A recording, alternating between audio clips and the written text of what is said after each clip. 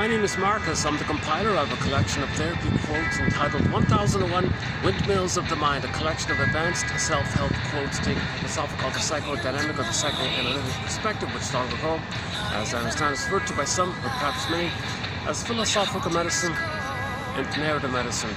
In this video here, I want to follow up on yesterday's topic on the work of Joseph Campbell by playing just a short audio clip of him. And then after that, I want to preview the quotes that are in the pipeline, 27, 28, 32, 27, and 28. And in the latter one, 28, there's some new self-help exercises I want to experiment and to see if we can add to our collection on self-help exercises. So most of the quotes in this collection come from object relations theory, Masterson, Grotstein, Ogden, Janoff, Solani, Guntrip, Bear, Althea Horner, Melanie Klein, etc. So the study of the relationships and how they are internalized, interjected, wired in, and how that becomes a blueprint for life. That's the study of it all. Because if you wire in a traumatic experience, that's pain, repetition, compulsion, repeat what caused it, hoping for better outcome. That leads to dysfunction, neurotic living, hoping for better past. So baby interrelates to the mother. It's kind of problematic. It's wired in. It's wired in. Human connections lead to neural circuits. If it's pain, well, the instinct is reach for mother. But mother hurt him, causing this pain. But he doesn't know time. He only has the instinct that he's in pain, reach for mother. So he's a love fugitive from the love that he seeks. So when he searches for mother post that wiring time, how does he look for mother when he's out of the nursery? He's got to reach for mother. Mother hurt him. But the unconscious says, reach for mother. What's going on here? Well, enters symbolization. He's going to look for symbols of mother called oral fixations. So there's your food and gambling and promiscuity, smoking, drinking, and so on. So he's in a survival place. So the ideas around it is either or thinking, all or nothing thinking, greed, exceptional greed and envy, either my greed or your greed, all or nothing mentality, sarcasm when he doesn't get what he wants, devaluation, makes it, so oral fixation. So he'll search for a symbol of mother, not knowing that the cookie is just a cookie. But the unconscious says, no, it's mother. But the conscious cannot realize it. Enter the id, saying to the ego, don't let the person know, need to know, cover me, cover me. Come up with some cute little excuse to give to the person. Throw him a bone, throw him a red herring. He can't know this, we gotta search for mother. He's in pain, we gotta search for mother. Don't let him interrupt it, kind of thing. So the cortex says, okay, we'll just say it's on sale. Good enough. So you won't know that unconsciously he's driven to reach for the money or the cookie or the smoking or the wine or the gambling.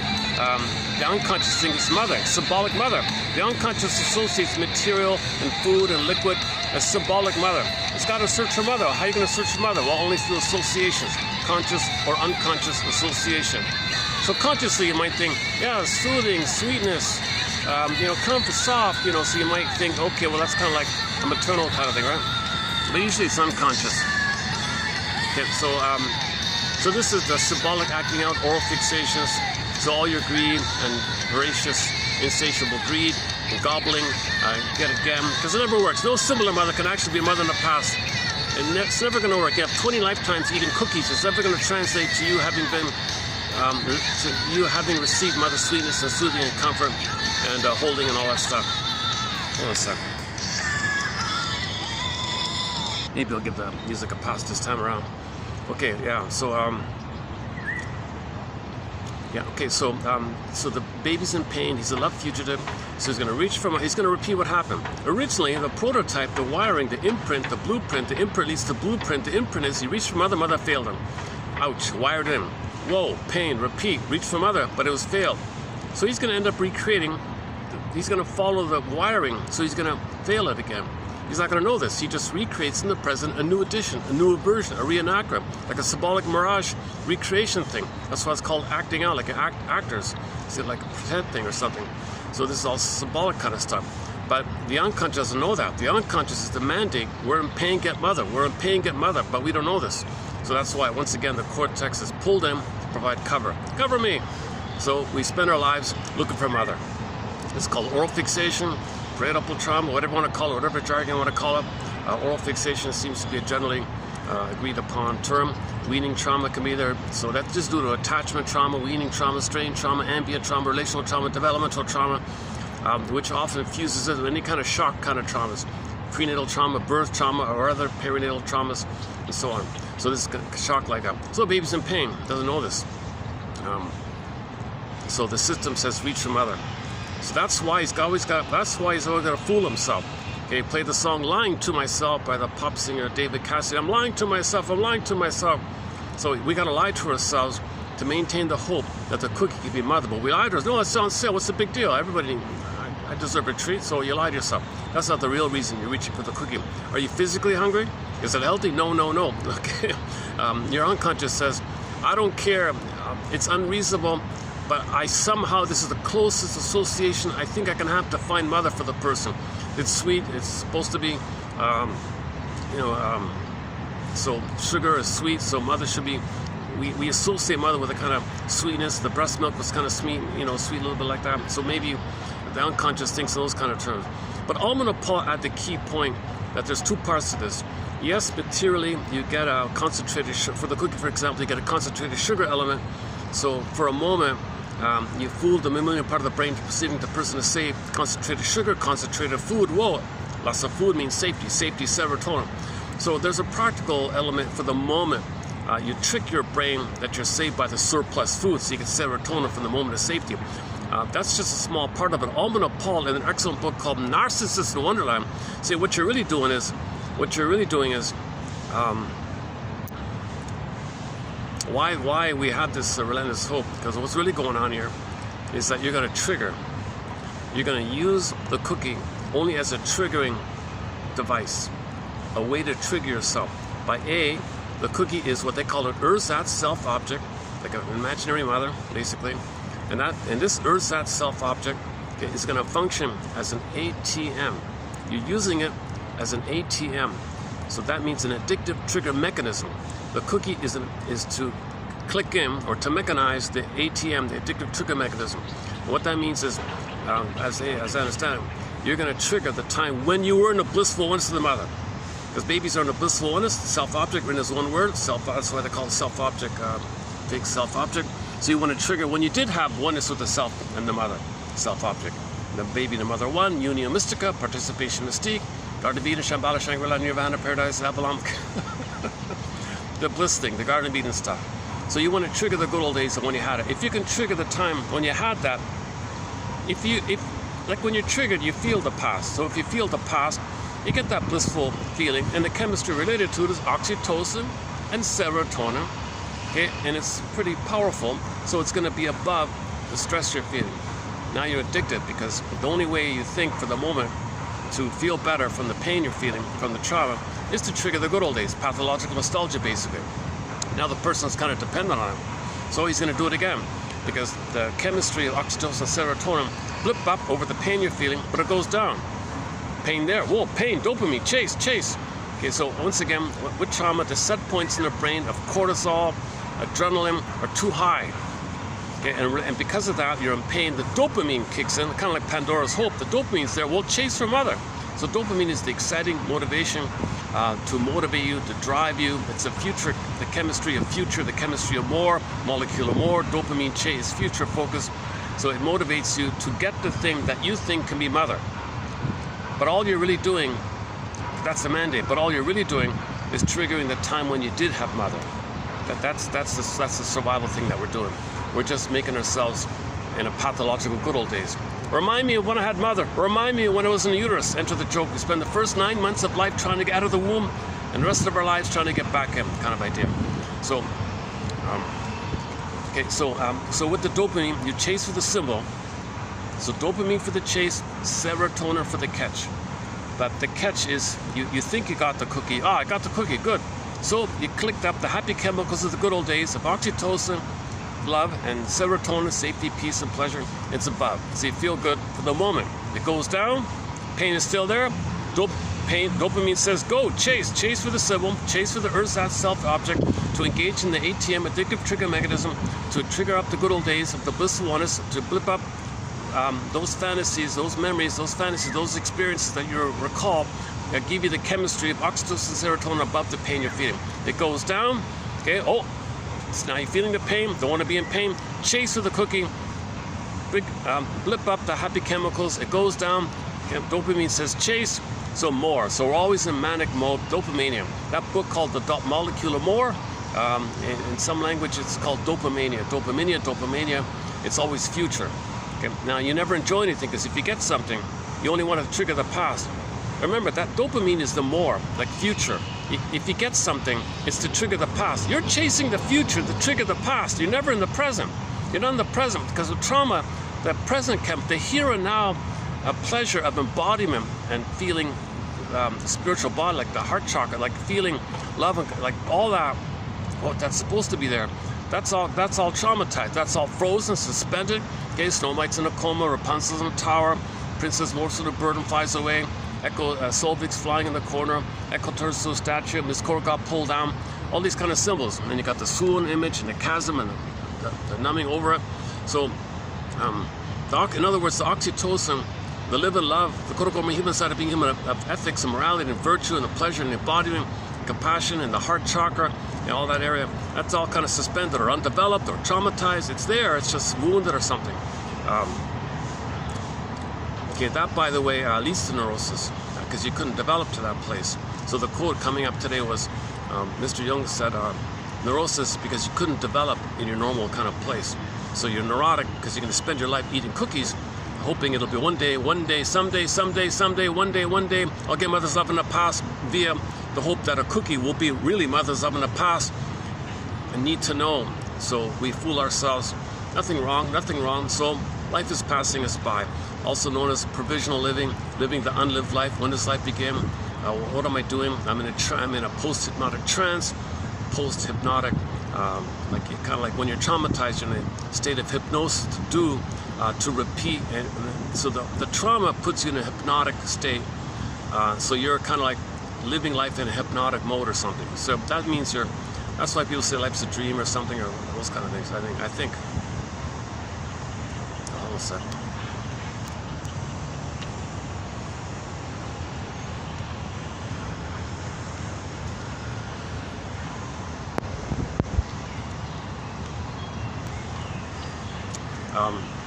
Okay, so that's the big part. That's the key part of it. That the pain makes us reach for mother, but it's only a symbol that triggers the past chemistry, which makes us feel better for the moment.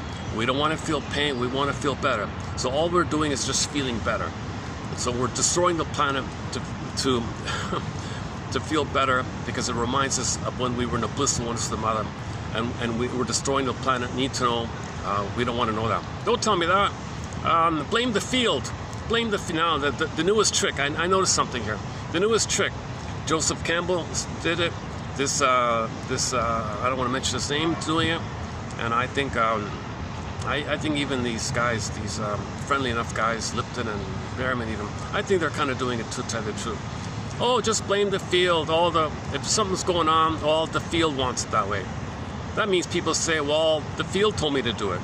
So people are.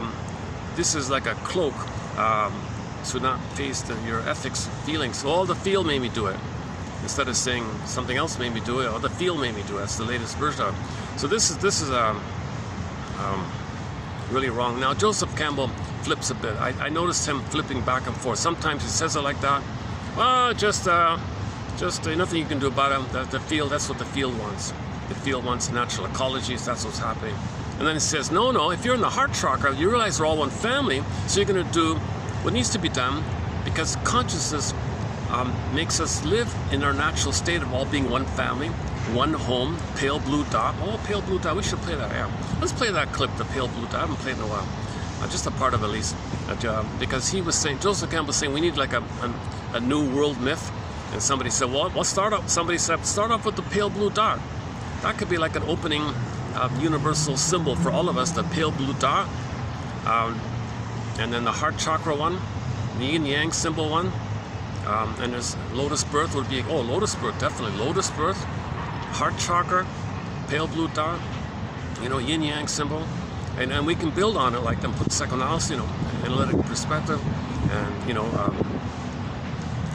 all these 3-point, a whole bunch of 3-point psychology models. you know, Eric Berne and so on, and both and synthesizes the either or. You got a both and, so 3 points. Eric, you know, frozen child, freezing parent. So in the 3 Faces of Eve film, she was Eve white, Eve black, okay, angry or depressed. But when she became Jane, Jane was the inclusiveness of the traumatized versions of the frozen child, freezing parent, her child as herself, and her child in a grown-up body, identifying with the mother, incorporating the mother, and becoming the adult version of a baby, or the baby proper, or the baby in a grown-up body called the parent. Well, you heal from that, you get the Jane idea. So there's a lot of 3-point models, of course, Eric Berne's PAC, parent, and so on. So maybe we can find some way to present all these 3-point psychology models. I'm not sure. So Campbell says the reason there's a hard time creating a world story for everybody. He said he tried to research all the common, like he studied all the mythology, fairy tales, same stuff, same motifs. It's a reflection of the inner state. So we all have the same inner psyche. It comes from the fact that we all have the same organs. We all have the same inner needs to have a mother, to be one with the mother, to go through the developmental process, and for her to respond in the same way, and everything's the same inside. So our stories reflect the inner.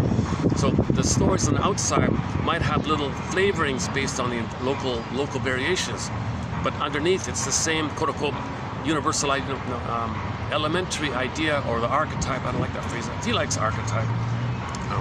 So it's a universal idea, or so we all have this inner life, and everybody has the same inner life. Okay? I mean, the same system, the same psychic world is inside everybody, and it's based on the animations of the body, like inside, like that. So it's all the same, because humans are all humans. So, only one hominid grew the cortex. That was us. There's only one human. I mean, there's only one Homo sapien. There's only one hominid grew the cortex, Homo sapien. Earth family, human family. So we're all the same like that. Our stories that we create on the outside to know our inside. So myths and fairy tales are code for our trauma. They reflect our inner world, because we don't see or understand our inner life so early on. So we create stories to unite us, connect us, know ourselves, feel familiar with ourselves, understand ourselves. Then we can also have that shared like that. And then each person is uniquely connected to the whole thing that creates it.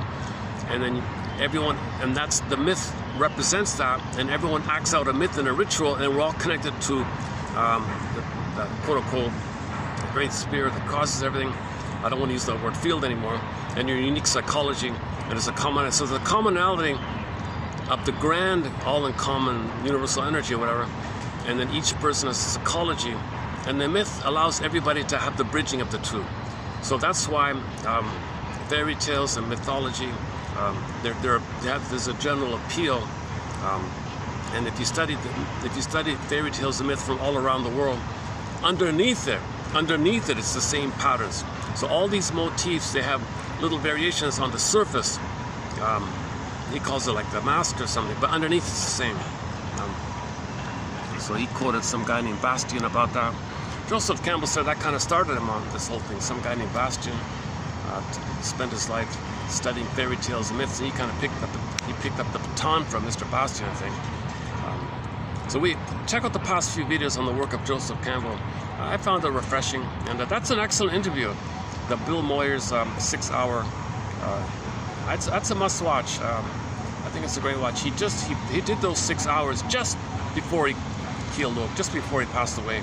He was in his mid-80s, early 84, something like that. And he was in top form. He was doing really well. I'm kind of surprised. He looks really young. He was 84 in those interviews.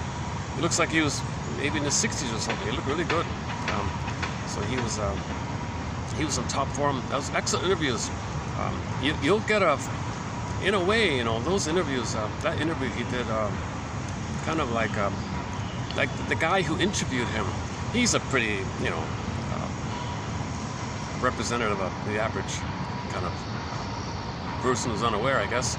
He mimics. He knows how to. He wants to look good, and he's polite enough and all that. But anyways, he did at one point say, you know, tell you the truth, Mr. Campbell, after all these interviews I did with you, I'm starting to feel a kinship with everybody. You mean these people who do these dances and rituals, it's just, it's connecting to the Great Spirit, it's connecting to themselves, and there's a harmony like that. He says, yeah, because before the industrial age and all that, I'll play that clip, he said life was kind of simpler and slower, so people had time to get in touch with holistic medicine. So you have this whole tradition of the TCM, traditional Chinese medicine, very advanced, sophisticated, delicate with the meridians and the points, and okay, the chakra system in the Indian place, right? And so the whole chakra system and the TCM and the whole African holistic medicine, which probably, you know, predates it all, I guess. And then there's a real, and all the rituals and the dances that you see, and mothers love the babies, and there's a feeling of a thou quality, and most people came from the heart. If somebody was hurt, then the system would bring them back to the heart. So people were very, very civilized. So people, indigenous people, well, our cousins and all that, were highly civilized. Now, like you'll hear in the clip I'll play in a minute, we always refer to them as primitive. He said, no, what that means is, like they don't have advanced airplanes, like they walk or something, so it's primitive in their technology or something. But in the cultural feeling, how they live, how happy they are in the heart, they're way, extremely civilized, highly civilized. Okay, so the people who plundered and all that, they're very advanced, civilized with their technology, but from the spiritual thing, they're crude and primitive, he said. So it's flipped around, so that's a propaganda idea. So in reality, we had her all along, you know, something about the farming and the agricultural thing. So I don't know why it kind of. So this whole story about the transition from village to pillage, so-called feminine. So it used to be the feminine, because the earth gives us stuff, women gives babies, the earth gives vegetables and food and all that. So there's a kind of a worship, goddess worship like that, and that's what made us kind of respectful to the earth and in harmony with the earth. And all these rituals he talks about. So once again, go to Joseph Campbell, Bill Moyers, famous interview. It's one of the most famous interviews there is, I think, that Bill Moyers one. Give him credit for that. I'm not sure how sincere he is. He's just playing along. I don't know if he's on something. I don't know. Anyways, it's a good interview from Joseph Campbell's end. He enjoyed doing that interview. He welcomed the opportunity to take whatever nonsense he heard and use it to present something back. So he was in top form.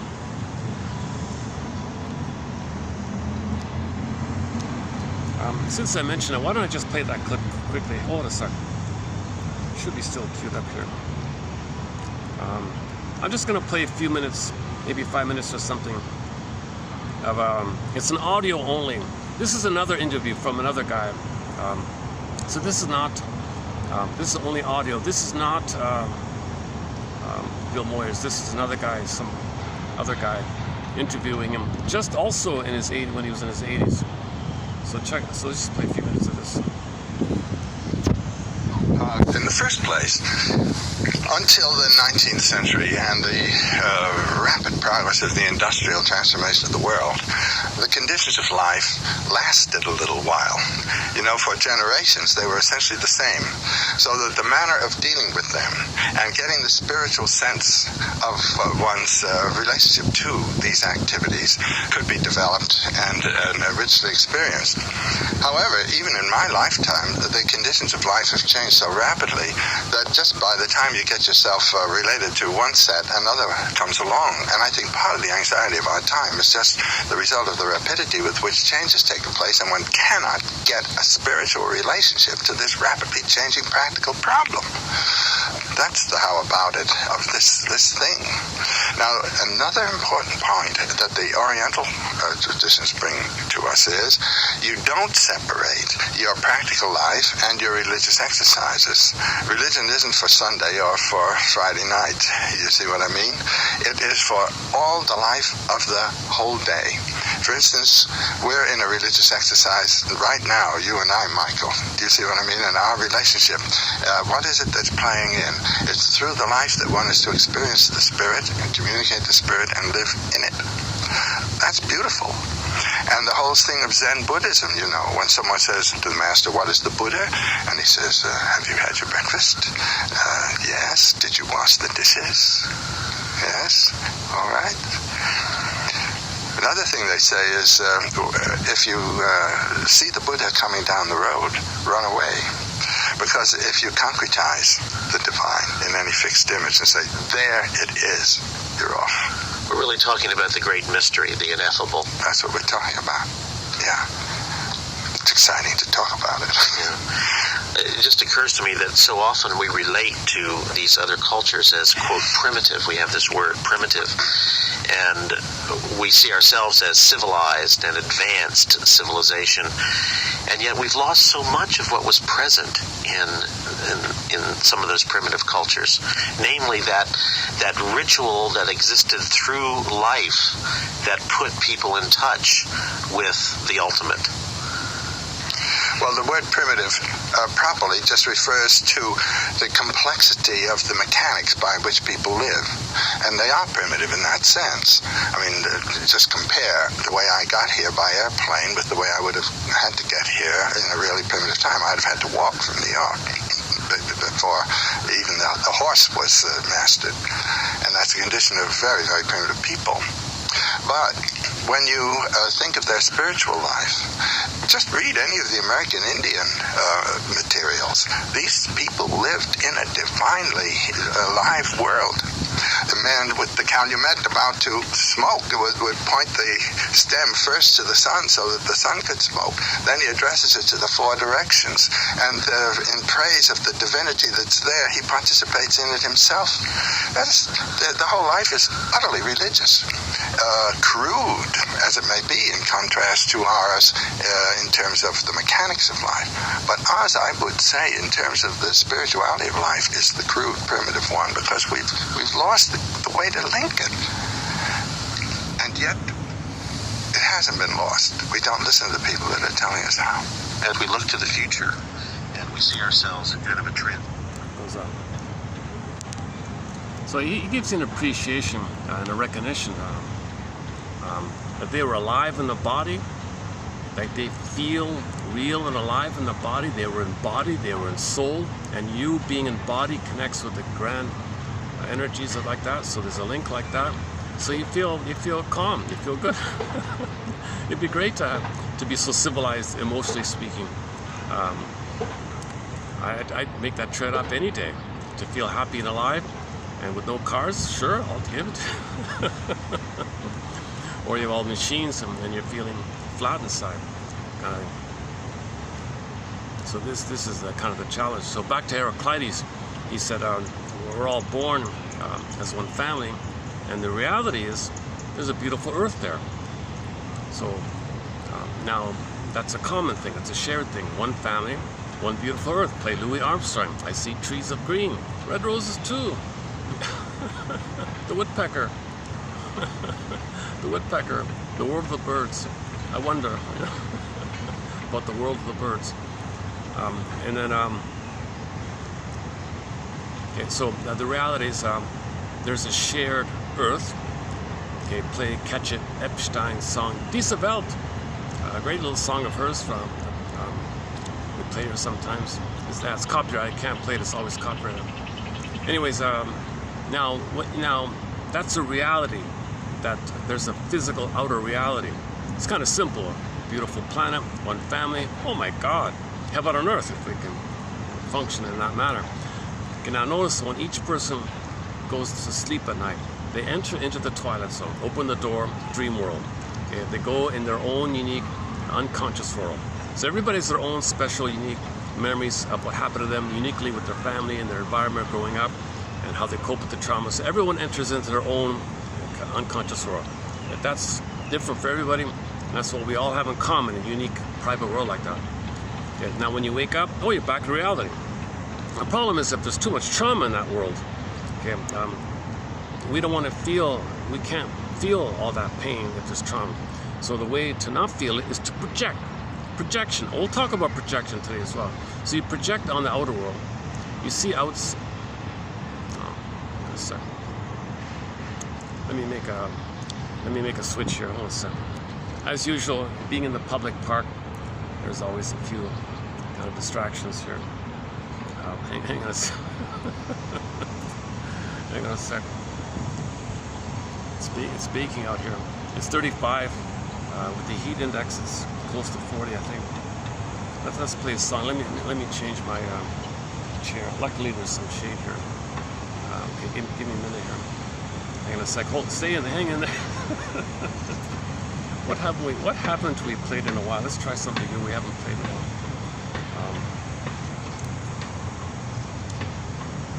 Okay, hold on a sec. Let me just pick something quickly here.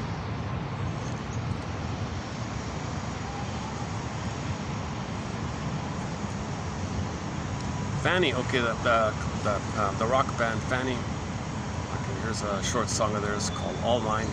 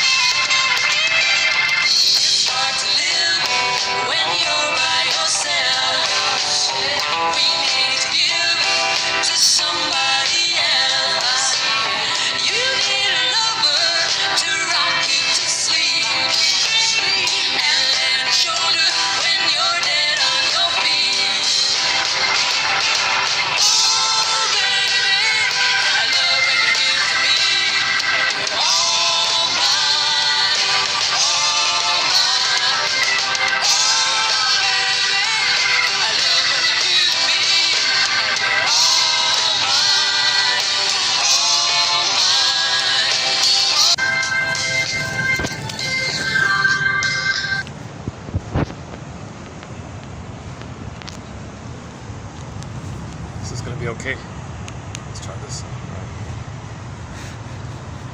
Okay, where are we here?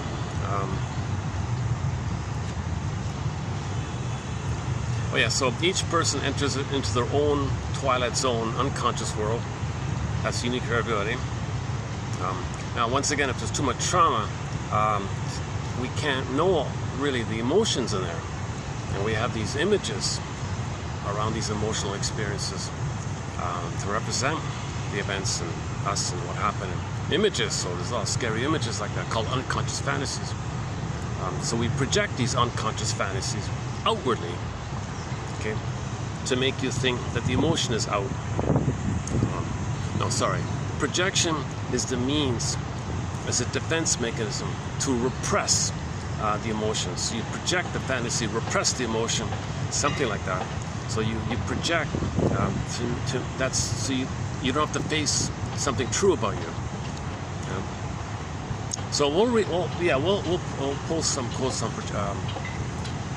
I'm going to add a very big elementary 101 kind of quote on projection from a 20. I'm doing it in preview mode here. Just found it this morning here. By the way, projection is the means of bringing repressed material to consciousness. Right, so most of the things you say outwardly, okay, that's like a mirror, a screen that's within, and that's kind of the way to reclaim and resynthesize and re-own something that you disown. You want to re-own what you disown. Projection is the intermediary kind. Okay, let's so hang on. Yeah, so Heraclides said that's our real, genuine mission, you know, to do that, to see the reality. This is our home like that. And our challenge, our mission, should we choose to accept it, is to notice how we distort the reality via our projections. That's our mission. Can we see how we're distorting? Because, the example coming up is he was a very controlling kind of person. He didn't really want to know it or admit him. He just said, no, they're all controlling. Look how controlling they are. But they weren't. But he definitely saw it that way. He was convinced. And he needed to be convinced. He needed to believe it to make him unaware that it belongs to him. So it confuses. People are confused. And when you project, you often try to induce, coax, prod people to show it. And you want them to identify it. And that means you repress and further deny. So people are under pressure. They're prodded to play out something, that's helping the person not be aware that it belongs to them. So they're provoked into a role, and that makes them unaware it's within like that. So people think this is distortion. The more trauma there is, the more you can distort. The more projection, the more distortion, the more misunderstandings. Now, if the person's very traumatized as a baby, okay, it's jungle mentality in there.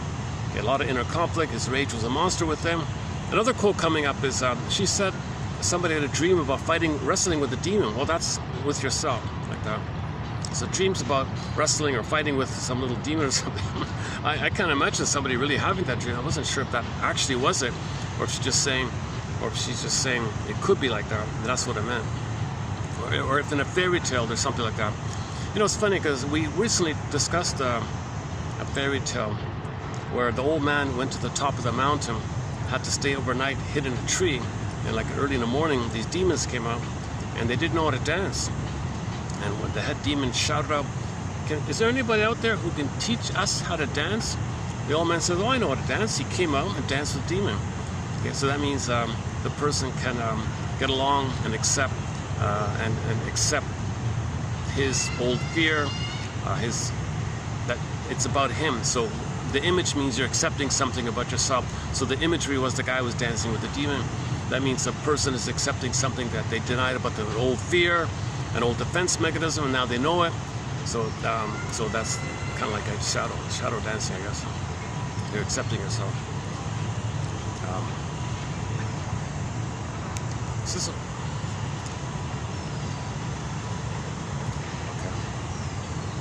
Maybe I should change it up again. Oh, you're doing? Is this okay like this? I'm slightly distracted by the going-ons around me here. Let me settle in here. Where are we here? It's Heraclides, yeah. So that's a ancient quote, 3,000 years or something like that. That the difficulties we have and the misunderstandings that we have is that we're projecting our unconscious fantasies. Remember, we all have the same psyche. So if we're traumatized, whoa, then you're going to project and think something. So if you're angry, you think they're angry. Simple as that. Things like that. Okay, let's back up a sec. Let's go back to before the Joseph Campbell clip there. He got attacked for that kind of comment. He said that comment that so-called civilized people are actually the crude and primitive ones. and indigenous people are the highly advanced, the highly civilized ones in the feeling area, like that. And he showed in that little Moyes interview, he showed you a thing about the image that when someone is the quote-unquote virgin birth, or the spiritual birth, or psychological birth, the image is the Buddha's born from the heart. So so that image means you're going to live from the heart. Heart-centered living, that's your real birth when you get there. But when there's too much trauma, you're down at the earlier chakras, survival, reproduction, and power to, and the power around it, the first three chakras. So that's a sign of trauma. You didn't develop to the other higher chakras. So, like he said, when there's a developmental trauma, it makes people dysfunctional, neurotic, and we're destroying the planet for a quick buck. And it's unnecessary, it's ridiculous, it's so hurtful and unnecessary. People don't know they're traumatized. People don't fully really realize they're traumatized. They don't want to believe mother hurt them, mother failed them. They don't want to believe that there's a problem if they're removed from the mother. Go to Ronald Goldman on the tragedy of circumcision trauma, the hidden trauma, circumcision trauma, by Ronald Goldman on YouTube. There's a 6-part series there, excellent presentation. He summarizes the whole thing there. I don't really cover it here like that. But the bond is broken. It does, babies do remember this. They have incredible fantasies around such a thing. And then it hooks into how this whole pillage and religion and being a tool of the plunder system like that. So let's not get into that topic here. So let's just back up with the basics. So the baby signaled for his mother.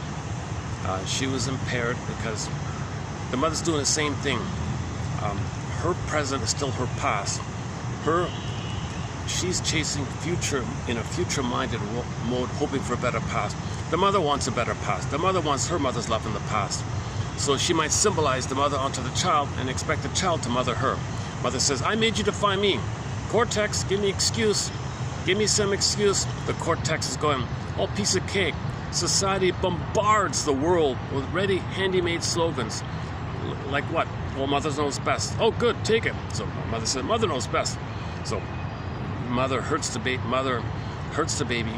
in order to brainwash the baby, to condition the baby, to provide narcissistic supply, a symbolic mother for her.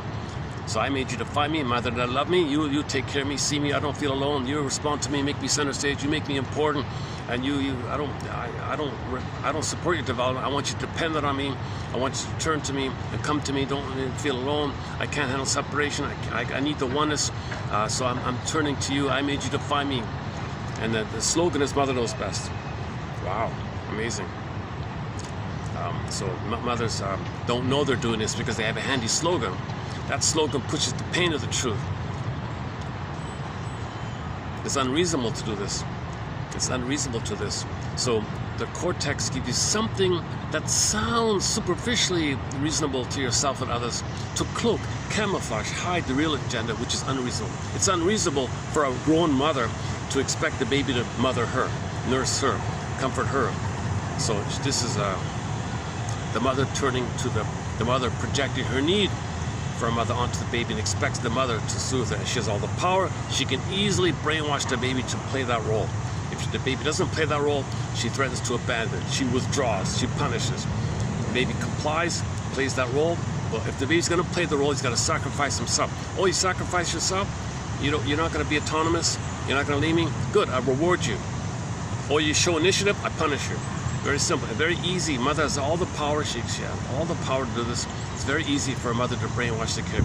And the more pain the baby feels with the mother, the more he'll try harder. Oh, good, keep trying. I like that. Sad stuff, really sad stuff. One of life's little switches. Somebody euphemistically says in the TV show Celebrity Playhouse episode, The Fleeting Years. This billionaire, this wealthy woman was pampered and all that, and the daughter had to take care of her. She had men throwing money at her nonstop, and then even she expected the same kind of special treatment from the daughter. That daughter grew up, she was in her 20s, and said, I haven't a clue what my interests are. I have no idea who I am, what I like. Okay, play the song, the logical song by Roger Hodgson. I know it sounds absurd, but please, somebody tell me who I am. So here you have a PhD woman in her 20s and doesn't know if she likes it or not. No, she didn't go to schoolyard. So she was in her 20s and she had no idea who she was. So the conclusion was, you know, mother, shrinks are always railing about mothers who use their daughters to take care of them. Our relationship, mother, is one of life's little switches. I was more mother to you than daughter. That simple phrase captures it, right? It's always a bizarre episode because there's nothing appealing about her. She was such a narcissistic, unattractive, whiny, narcissistic, proud. I have no idea how men would like be spellbound with her and throw her gifts and fur coats and all this kind of stuff. Didn't make sense. Maybe it was a low-budget episode. They couldn't find a convincing actress. A strange episode. Anyways. So that mother is a good example, I think. I'm still hoping to get mother's love in the past, using the money from the men as milk, so to speak, and the men are things she controls because they're gaga. Remember, women have all the power, right? Women have all the power. All baby boys, and girls of course, all baby boys imprint on the breast. Okay? So only women have mammaries. They jiggle the mammaries and all men are spellbound.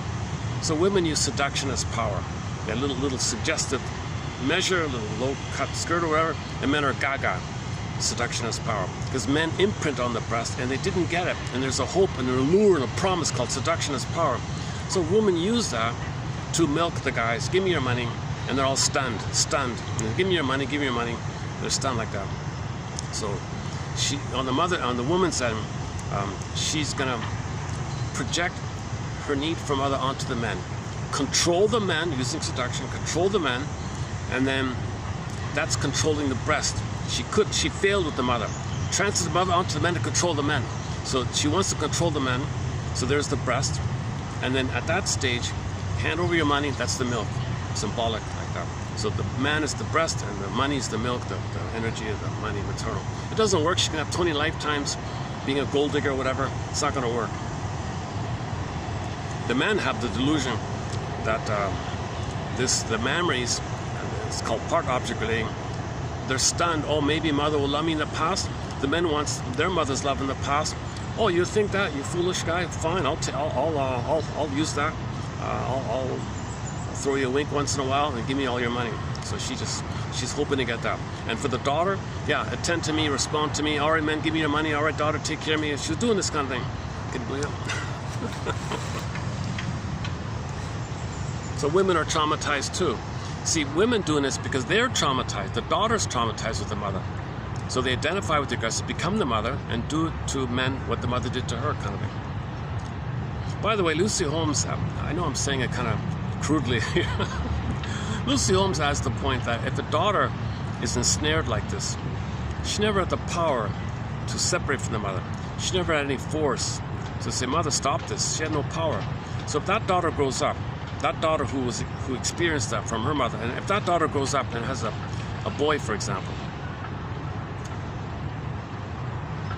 she might hope the boy to be Lou Ferrigno, because in the theater of her mind, that'll be a proxy of her fighting with the mother. Now, again, the anger of the Lou Ferrigno character, let's say, is a cry for love. All anger is a cry for love. So she just hopes to fight for her cry for love with the mother in the past. The poor son's not being seen either. He's not being seen either. He's playing a role for the mother. So he might marry a woman like the father and try to extract love the way the mother was trying to get love. And so go to Ann Teachworth's book on Why We Pick the Mates We Do. Excellent book, Why We Pick the Mates We Do. It was a best-selling book, actually, in its day. I think it's a gem. It's a great book. It's too bad her sequel, just before she passed away, she was just about to publish a sequel to it. She mentions it in the interview, but she just passed away, so it's kind of lost. I rode around looking for it. It was supposed to be. It didn't get published or something. Although there is a number for it, that's too bad. If somebody does have a copy of Anne Teachworth's sequel to that book. I hope it gets released somehow.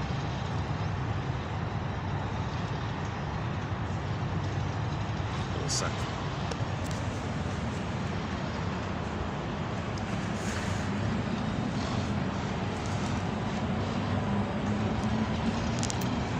I got no breeze this way.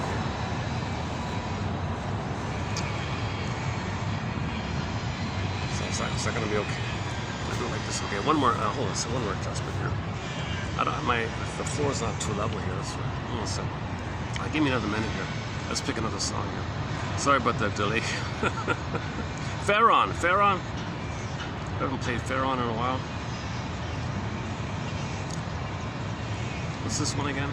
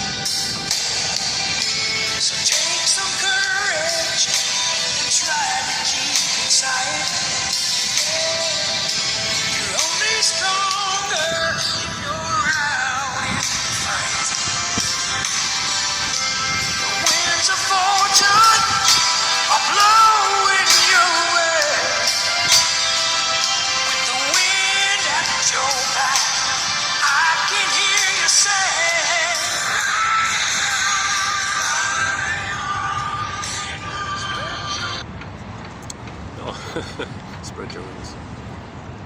Flies the pigeon. Flies the woodpecker. Okay, where are we here?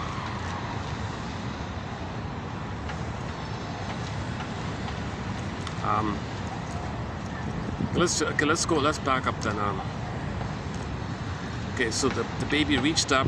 Okay, mother wasn't available because she's hoping for a better pass on her end, and she might be using the child to get a better pass on her end, so the child's not being seen as a thou.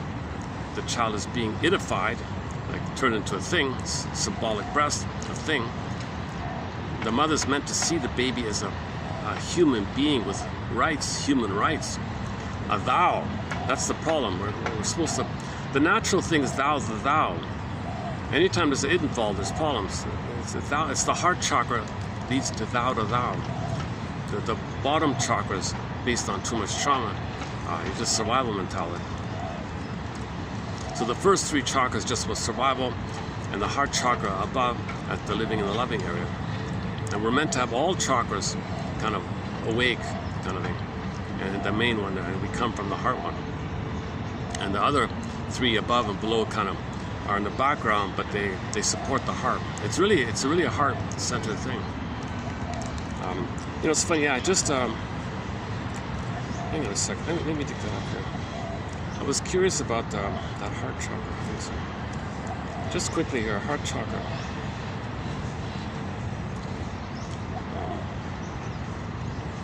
Yeah, I didn't know this. Yeah, so this is in the Indian tradition. Commonly, this seems to be the main symbol, the symbol of the energy of the heart. So for thousands of years, this was the symbol of the energy that animates out from the warmth of your energetic heart. So they drew it like this, and that character has a name, and the color is green apparently. So interesting. So in Chinese they have the jade green for the heart. Yeah, this guy here. Yeah, see, they also show it here, the heart. Where else?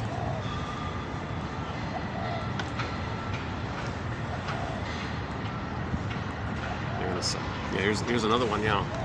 So see, that's a common one, eh? The heart chakra. That's the heart chakra. That could be humanity's universal symbol, the heart chakra. And the yin yang, of course. And the pale blue dot. Yeah, so the yin yang and the pale blue dot. Here's let me try to.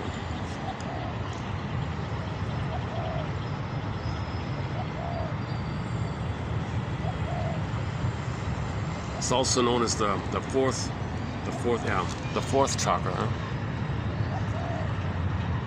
Yeah, there it is there. Oh yeah, okay. Yeah, see, we're meant to have all of them lit up. So we're fully real and alive. All the energies are balanced and we feel real and alive. But see the bottom three? See, most people only have the bottom three. Okay, survive. The bottom one is just eat. Second one, reproduction. And the power one is just control in order to eat and reproduce. And the other ones are all flat. The light is out, in other words. It's not lit. So we want the others to be lit.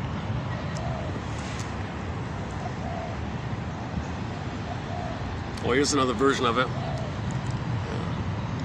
Yeah. Like the sun, I see. Yeah, okay.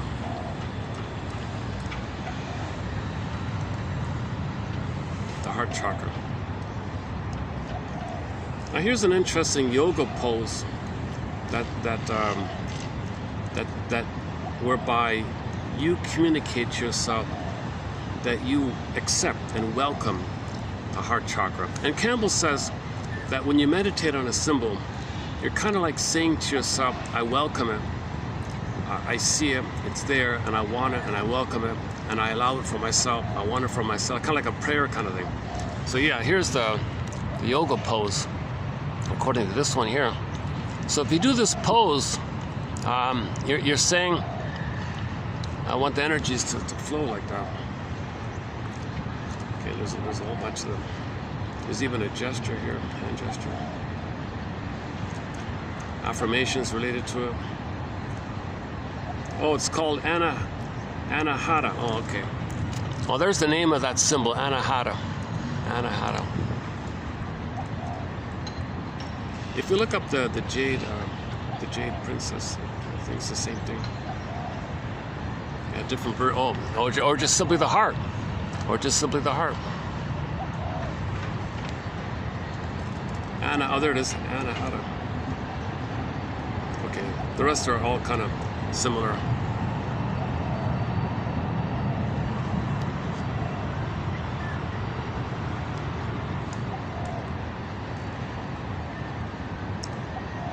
Oh, here's a clear sort of a stencil. So for thousands of years, the symbol as code for the energy of the heart is this, huh? Anahata. Anahata. Anahata.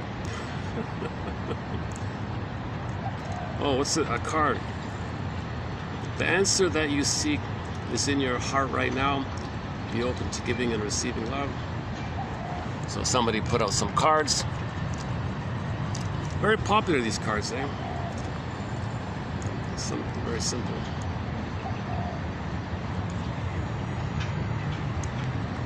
Okay, and it goes on, eh? Oh, here's a nice one. Oh, here's a nice one.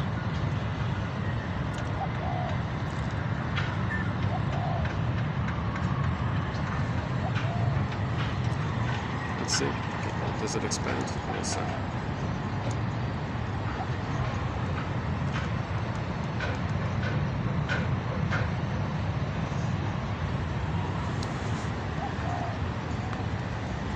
All right.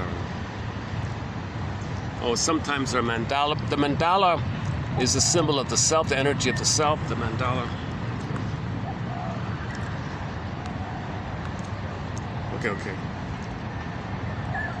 Oh, yoga poses to support. Oh, let's see. What's this one? So these yoga poses apparently will support. Oh, so do these yoga poses.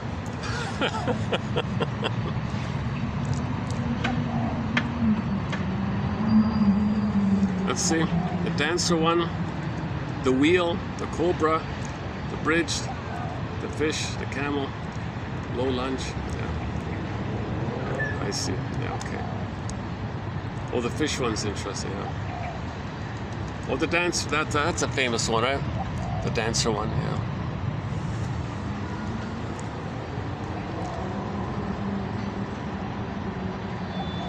Okay. Well, here's another version of it. Oh, there's another version of it. Man, oh man, so Tai Chi and yoga, these are powerful symbols for humanity. Right? All the Tai Chi and Qigong exercises, and these yoga poses and heart chakras. I see. Oh, there's a whole bunch of them. There's various, I see. So there's a kind of a routine you can do that's kind of focused on that. So you're setting the intention. It's kind of like, I welcome it, I'm open to it. So that's self-activation. Now, whenever you have a positive wish for something, you're going to be triggered at the demon in your mind. Okay, you're going to be triggered of your anger at your mother failing you. Can you wrestle with that? That means you got to admit that your mother failed you. You got to consent and agree that it did happen.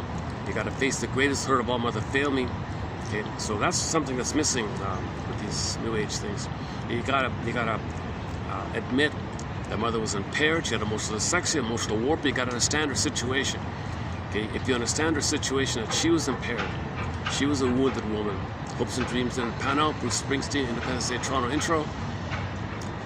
See her as a person with dreams that didn't pan out. She's wounded. She had a lot of anxiety. So think about that. The mother had anxiety from her old pain, you know, and she's coping the best way she can, and the father as well. So that moves towards your ability to accept what happened. You don't change the past, but you can change the effects of the past, because you now will then give up hope for a better past. If you accept the past, give the all hope for a better past. That means you're going to set it up for yourself, that a new feeling of okayness to take that road that wasn't taken. Because you know, had you been loved, you would have gone down the proper path. Whole object relation, mutuality, fourth chakra and all. You would have gone down that path. It was frozen, suspended. Now when you self-activate, now you have a new felt sense of, okay, I let go of the past. Wasn't it bittersweet that I spent my life trying to fix my mother, save my mother, cure my mother, you know, stuff like that, and your loyalty, and your dysfunction is your loyalty, and you're doing that so you couldn't do it for yourself. But wait a minute, I don't need to do that anymore. It's not my old baby's job to do that anymore. So now you gotta grab the pen, write your own script, pick the threads of a traumatic script, and use those threads to weave a new, healthier script. Okay, now you're gonna set your destiny, right? And then at that point, you do what Campbell says: follow your bliss. At that point, you follow your authentic, real interest. That's what you mean by follow your bliss. But in order to follow your bliss, what he fails to do, he doesn't tell you about negative therapeutic reaction.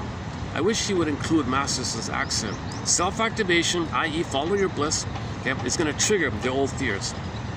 He doesn't tell you that. But he does say if they're wrestling with the demon or something. Okay, the demon is your fear. Anger, fear, it's all within like that. It's all images of the pain and anger you felt when mother hurt you. So self-activation, so back to the 3 points. Self-activation triggers abandonment depression, which leads to defense. Masterson's axiom. Self-activation, real self-activation. Follow your authentic, real self-interest or your bliss, right? When the confusing thing about that annoying phrase is that he doesn't mean follow your fusion, blissful oneness when you're one with your mother. That symbiotic fusion, undifferentiated bliss. He doesn't mean that. Don't regress to that. He doesn't mean that. Because he doesn't mean that. He clarifies, no, I don't mean that. I mean following interests, what you love to do. Like kind of like express what's unique about you. But what he fails to do is he just leaves it as a cliche or something. The Masterson and the shrinks will say, yes, okay, of course, follow your bliss. But when you do, notice you're going to be remembered of what happened in the past. Okay. Now, the baby coped with pain in a certain way. He created a false self, a defensive self, neurotic structures. neurotic self, the defensive self, an as-if personality. You cope with it in a certain way. So if you self-activate, you're going to trigger the old pain and revert to some defensive structure, or you might use some other kind of defense. But you got to be aware of that kind of, if you're going to follow your bliss. But if you can forgive your mother and give the hope for a better past, have some emotional knowing called the grieving in the morning and all that, then you can follow your bliss. And then you walk that tightrope or something, and your mind is there, and you're aware of your feeling. You're aware of your feeling, and your mind is there with awareness of your feeling, and you keep that line. If that line is like a tight, thin line, you gotta stay with that line, because then it falls over you. So you gotta feel again. But before you can enter that practice of this quote-unquote rebirth motif, spiritual birth, psychological birth, where you can follow your bliss like that, follow your heart chakra, live from your heart like that. So feeling real and alive, and all the capacities of the real self. So you can apologize if there's a mistake by articulating what you did that you feel badly about, and you acknowledge the effects it had on the other person, and you specify, like in detail a little bit, what you did that you feel badly about, you genuinely feel badly about, because mutuality, you have feelings, you know they have feelings. It's natural to empathy like that. And if you share all that information, you feel badly about the things you did specifically, there's integrity like that. So integrity is a big part of the heart chakra, and then and you acknowledge the empathy of the effects of that on the person, and you want to make amends somehow, you want to make it right somehow. At least you share. At least so you're in the area of the heart chakra. Okay.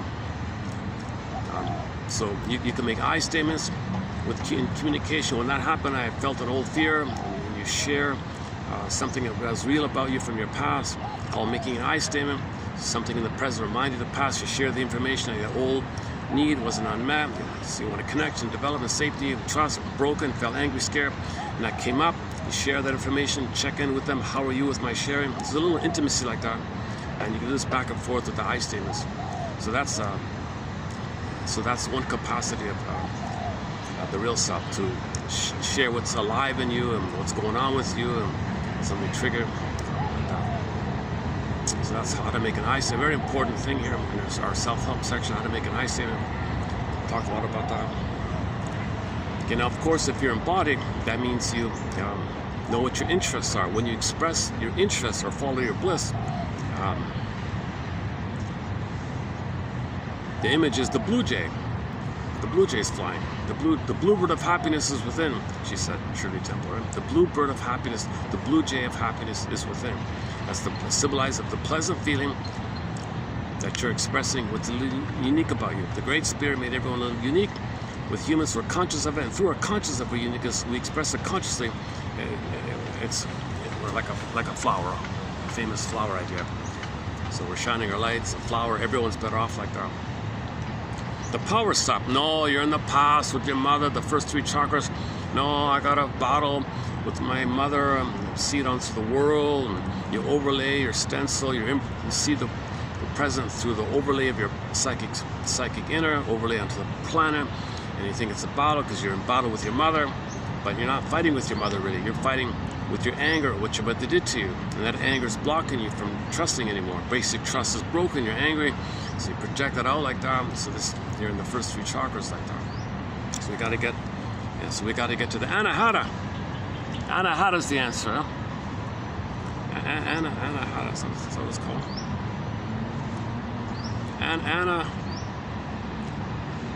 Anahata. What's this? Emotional blocks in the heart. Difficulty in trust, basic trust, giving and receiving love, making jealous, jealousies, and all that. How to heal and balance the heart chakra. Oh, okay. So one communication from you to yourself that you would accept your heart is when you say yam. Is that right? Y-A-M? 108 times. Yam. Oh, I didn't know that. That's a new one. Yam. Oh, yam. There it is. Oh, there's the yam. Oh, it shows up as May. Oh, think of the word May. M-A, May, the month of May. Just reverse it. Yam. Yam. Yam. I am what I am. I am what I am. Oh my God, I am what I am. Popeye, I am what I am. I am. Just bore the Popeye. I am what I am. Just bore the Popeye line and just make it yam. I am. I am. I feel from the heart. I feel from the heart. I am. I wonder if there's a. Hang on a sec. That's a new one for me. Hang on a sec. Let's see if there's any kind of. What is the sound? What are musicians? When musicians chant the yam, how does it sound? Let's see. Yam. It's probably called the yam mantra or something. Yam mantra for heart chakra. It shows up here. Let's see what shows up here. Soothing heart chakras. Let's just try one of them. Oh, 3 hours long. Oh, it's for 3 hours, huh? Well, they got it. Oh, 108 times. Oh, I see. Oh, here it is here, 108 times. Let's see, how does it sound? What does it sound like? Oh, this is going to be a commercial here, right? I always loved to move, but I found that my mobility and flexibility was Let's wait for the commercial. My movement felt stuck.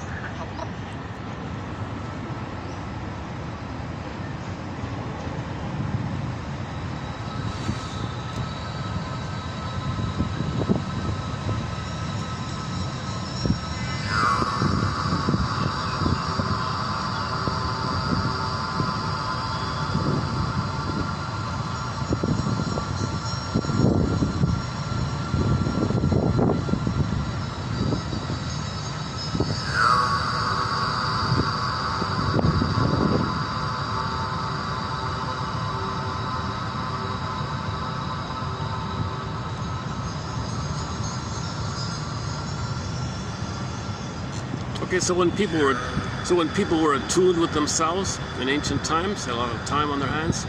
They were inward focused like that. The consensus was the energy, if it had a sound, it would be this yam yam.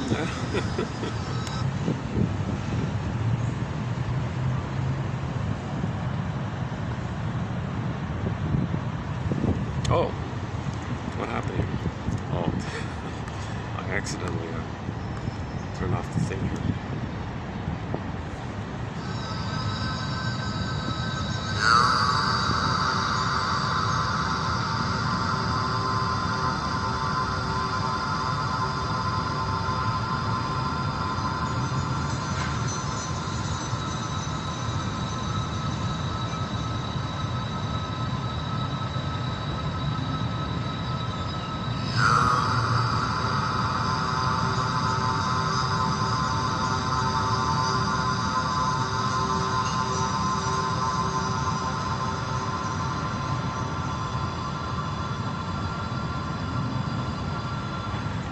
So on some level you know that, right? On some level it is organic and indigenous in you already, but it's kind of frozen with trauma. So there's like a remembrance of it. Like, yeah, I know it in some way. Well, there it is. Oh, okay, so you maybe can link to it. Maybe they can. You're setting the stage that it's okay for you to feel your yum.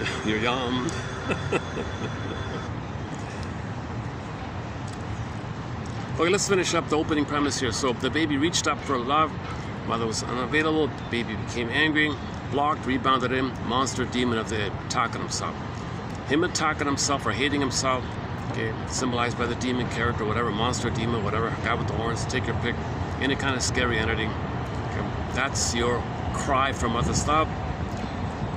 It turned to anger, rebounded in, so you're hating yourself, but hating yourself equals the cry for mother's love. She wasn't around, so to maintain your cry for mother's love, you're hating yourself. That's dysfunction. So what do? Well, stress in the brain, dopamine says hope, chase for mother. Your desperation, manic, dopamania, plunder the planet quickly, fast. You're urgent, like you're. So that the effect is we're destroying the planet because we're turning to the planet as symbolic mother, gobbling up, scooping up, oral greed. It doesn't work. So that's because the set points of trauma are too high. So we're going on like this. Okay, once again, this is the rigmarole or the misery machine where we're repeating, chasing for the ATM to give us the good chemistry of the past. So you got to grab more to trigger the past, grab more to trigger the past. Enter the Twilight Zone episode of late, I think, of Cliffordville. He was a very greedy fellow. He gobbled up everything, he owned everything, and he couldn't enjoy anything. See one tree, see them all. Relationships, forget it. No trust, no love, no connection, no safety, no basic trust. All he had was chase. Okay, play the song, chase is better than the catch. He doesn't care about the catch, he just in chase mode. So when he was an old man, he begged the devil lady, played by Julie Newmar, the lady, the same actress who played in Route 66 about the albatross one. That's a good episode. She had a little fun with that one. So the old man begged her, take me back to my youth. I want to plunder all over again. Now I have inside knowledge. Make me keep my knowledge, but take me back to my youth so I can plunder all over again. Can you believe it? So she had to teach him lessons. Even she was disgusted with him. So the message was, he never looked in the mirror. He never understood it. He was a blind addiction. Go, greed. It's like an automatic. I can't help it. And it's like addicts can't help themselves, right? So one slogan for the pillage system: can't help it. No, Tina. There is no alternative. They say. Well, that's the baby's point of view. The baby has no alternative. He must reach for mother if he's in pain. He's got no alternative. He can't help it. And we're coming from this kind of thing. So that kind of attitude, you're projecting the past to the present, and it's really the past, and you don't even know it because you need to know. You can't know. There's too much pain. So another key point is what Edmund Berger, one of our mentors in his collection, says: when your anger, which is a cry for love, hits you on yourself, a phenomenon takes place where when you chase the symbol that trigger the happy chemicals, the pain creates those happy chemicals. There's a fusional thing that takes place where it gets blurred up. So the pain is pleasurized, the pain is libidinalized. He calls it the pleasure in displeasure phenomena, the pleasure in displeasure principle, mechanism like that. So this is disturbance of when love and pain are the same. Play Pat Benatar's song Hell is for Children, love and pain are the same like that. So what a mess. What a mess. To get the pleasure, he maintains the pain because only the pain leads to the pleasure to get out of the pain for the moment. What a mess. So all he knows is the chase. The chase is the confession to the lesser crime. So he'll admit he wants money. He'll admit he's greedy. That's the rescue station, or confessing to the lesser crime, because he can't admit the major crime that he himself, as a baby, made pain pleasurable, called psychic masochism. So this phenomenon he calls psychic masochism. And your manic chase is the rescue station: pseudo-aggression, pseudo-living, false living, plundering of planet living, dysfunctional living. And those needs around that are defensive needs. Neurotic pride, okay, search for glory, like power. That's all 3 chakra stuff. If there's pain, if there's so much pain like that, it's all. So we're living in 3 chakra. We've been living in 3 chakra mode ever since we entered into the pillage model. So that's when we said no more goddess worship. Okay, so that used for 150,000 years, it was kind of like a feminine worship or something. Even the nomads would thank the earth for the food or whatever. Even when they settled down, they would thank like that. Joseph Campbell says the original, one theory is the very, very first seed point of the rebirth motif was the seed. The seed would crash, it would break, quote unquote, die, and a flower and something would sprout. So the seed would die, and then you get the sprout. Death, rebirth, right?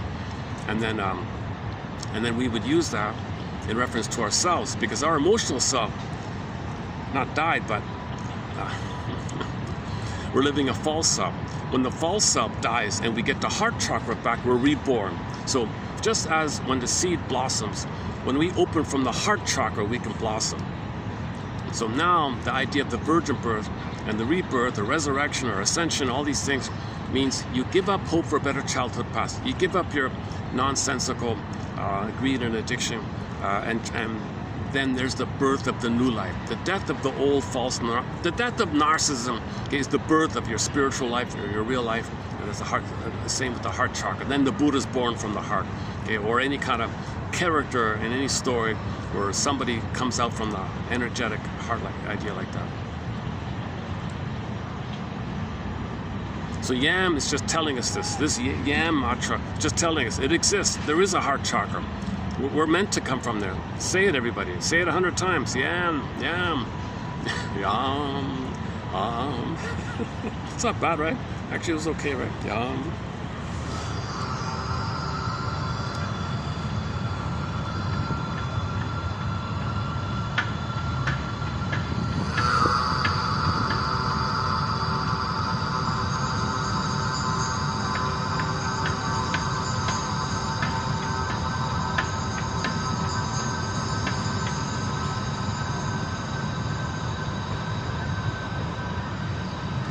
See, and notice maybe it corresponds to your natural breathing.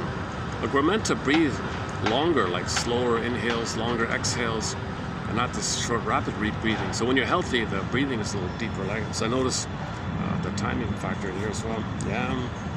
All right. Okay. Heart chakra music.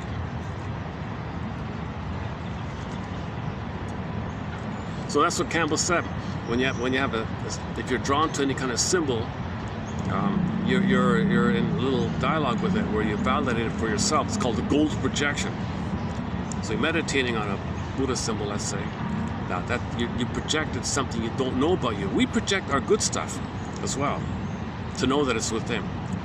So to know that it's within, the Buddha's within, and all that stuff, you meditate that it's out.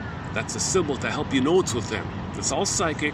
We don't know. It creates symbols to reunite with yourself. You got to find it within. And when you find it within, then you're in the here and now, like they say, be here and now kind of. You can't just push yourself to be here now. No. It's kind of like that's. I don't find that slogan helpful, really. You gotta being in the here and now will be the outcome of the work you did. So talk about the work to get there. You can't just magically be here now. You're denying your feelings. Maybe you criticize. Oh, I can't be here. Something wrong with me. I can't be here in the here and now. So it might even be used against you like that. So just admit that it's a golden projection. The ability to be here and now is symbolized with the heart chakra images, the anahata, and the yam sound, right? And the green character, whatever, or the Buddha simply, right? So that's a golden projection. So start off there, that it's a potential in you. It's in you, and it's a potential, and it's just sitting there waiting to be awakened in you. When it's awakened in you, that's the virgin birth. You come to life again, rebirth motif. When it's awakened in you, you're reborn. That's what they mean by the reborn, rebirth motif, like that. That's what Campbell. That's sort of one of Campbell's main messages. Okay, let's leave it here for the this introductory part here. Now let's go to our quotes. Okay, I want to do some on the lighter, just some fun self-help exercises.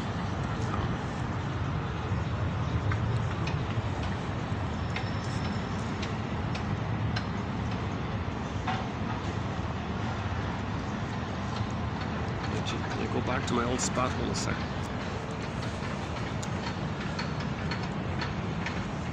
Yeah, okay, give me a sec. Let me change it up again. My chair's not balanced here. Hold on a sec. I'm sitting on an angle.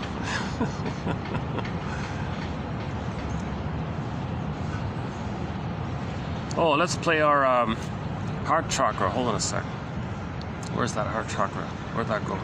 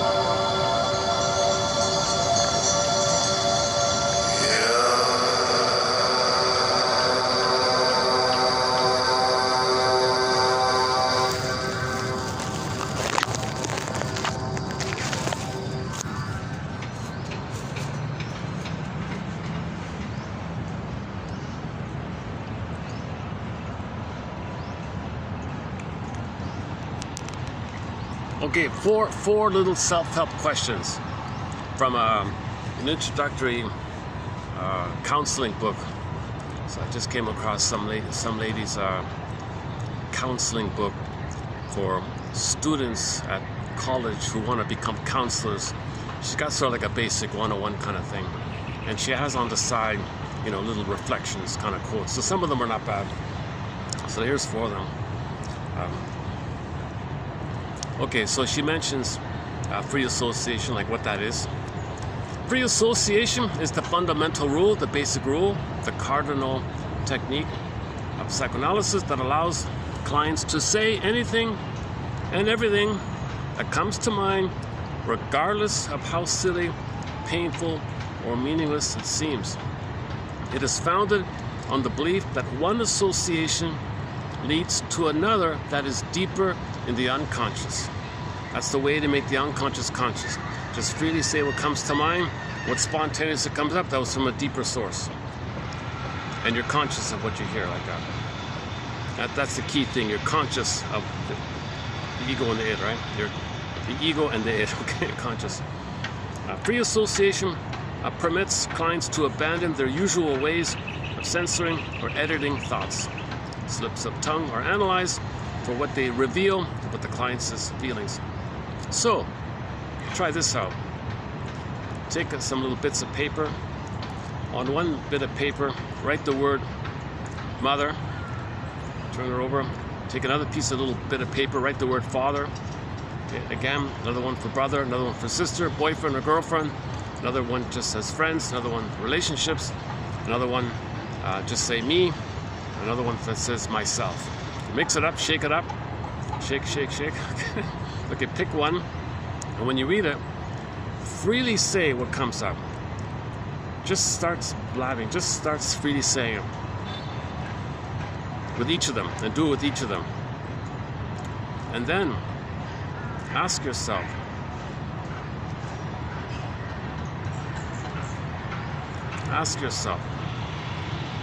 what impact? Ask yourself, if I were a therapist, what impact would the emotions connected with those words have on me being a therapist? Okay, she wants to. So these are students who want to be therapists. All right, you're going to have an impact on your clients. Can you imagine that all those things you said about your mother, father, brother, sister, boyfriend, friends, you, yourself, grandfather, okay, whatever, and so on. All those things, can you imagine that those strong emotions that popped up, how that can influence you as a therapist when you're dealing with your clients? Just focus on that for a bit. So that's a good one, I thought. All right, next, number 2. Have you ever had a recurring dream? If so, what was the manifest and the latent content of the dream? Did you resolve the issues of your recurring dream? How did you resolve the issues in your dream? Okay, so first of all, your dreams are going to reveal to you your inner conflicts, your relational patterns, something you're wrestling with. How did you resolve it in the dream? In your real life, did you live in a way that resolved this conflict? Did you resolve the conflict that's coming to you? Or is it still going on? Oh, how are you coping with it? How does your dream let you know about the way you coped with your conflict? So it just makes you aware of that your dreams bring up your relational conflicts. There's more to it, of course, but that's one aspect of dreams. Because babies and mothers relate, there's a problem, it's going to repeat with others. Okay, number 3. Winnicott talked about a holding environment, quote unquote, which may be defined as a psychological space that a person feels is both safe and comfortable. A good holding environment is a reliable one in which one feels loved and understood. Therapy is also a type of holding environment. How would you describe the early holding environment in which you grew up?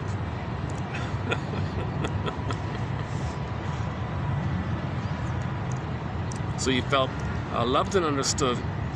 So instead of saying loved and understood, let's use another word. Let's call it holding. Holding, like an invisible. You felt held.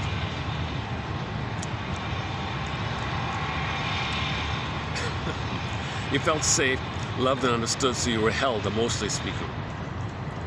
Did you get that in childhood? Describe the holding environment on your end as a child. Right? Did you, in other words, did you feel loved and understood as a child? If you didn't, you were not held. So the greatest gift, she said, the greatest gift any parent can give their children is this holding environment to feel loved and understood. And if we don't have it, we may spend the rest of our lives looking for it, right?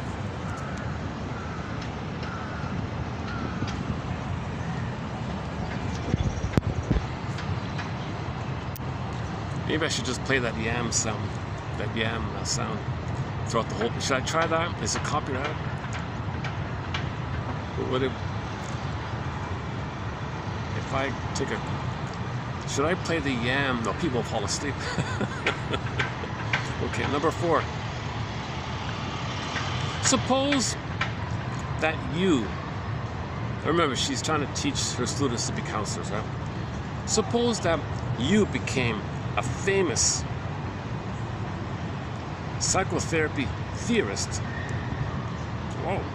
Let's suppose you became the next, whatever, Carl Jung or Sigmund Freud or whatever.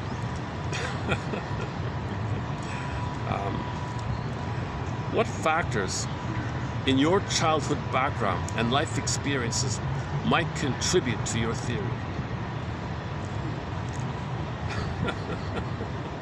Suppose that you became a famous psychotherapy theorist.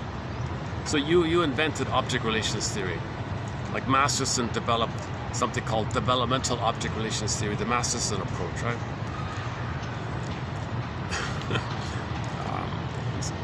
Adler, all the other ones, Eric Berne, and so on. Suppose that you became a famous psychotherapy theorist. What factors in your family background and life experiences might contribute to your theory? Okay, bonus, your follow-up. What name or label would you give to your theory of psychotherapy? Okay, that's it. Okay, just some miscellaneous, just 3 more miscellaneous statements here. Jung theorized that people develop neuroses when they fail to accomplish some important developmental task. Yeah. So we're homo neuroticus. Overall, we're homo dysfunctionalicus because we didn't develop to the heart chakra. In fact, we're so neurotic that we rob it in the babies when they're born with the removal of the chordal placenta and separating the baby. That'll do it. The heart chakra will go frozen or whatever. The image is the pin goes in a collar and the heart chakra goes flat or numb or something. And all you have is the bottom 3. So yeah, okay, so the pin goes in a collar, the emotional body goes flat. That's the heart one. The bottom 3 is for survival.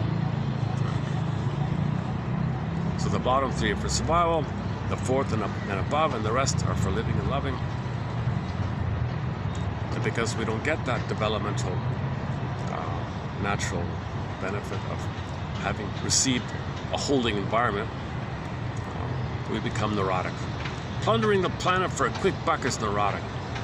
Come on. 10 billion tons of plastic into the ocean, heating up the oceans. 50% of the coral reefs are dying. Ecology is messed up. Fish are dying all over the place. That's neurotic stuff.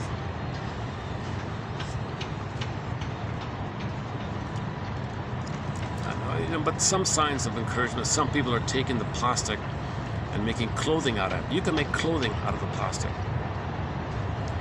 The coffee grinds. You can, for composting and fertilizer, you can use the coffee grinds. Instead of 10 billion tons of landfill coffee grinds, to methane or whatever, you can take the coffee grinds and put it in the concrete mixture and it makes the concrete 30% stronger, they said. Plus, you're using 30% less sand, and you're recycling the coffee grinds. That makes sense. Taking the coffee grinds and just piling it up when it could be used, that's neurotic.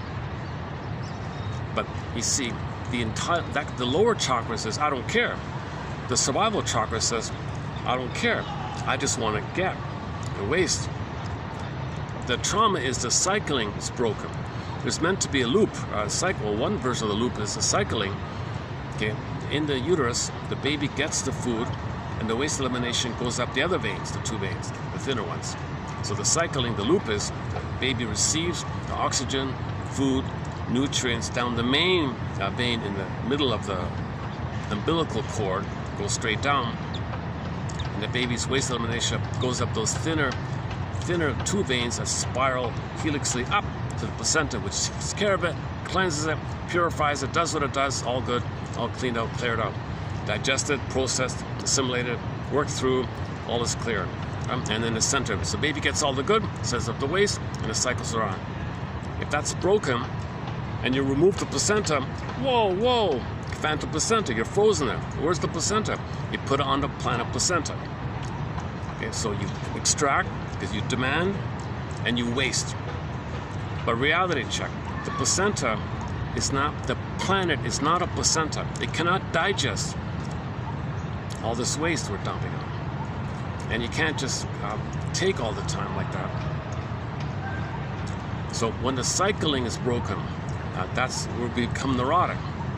So this is the disturbance of severing the cord of the placenta. It's not supposed to be like that. Lotus birth. The lotus birth. Okay, baby cord placenta. Lotus flower stem pod.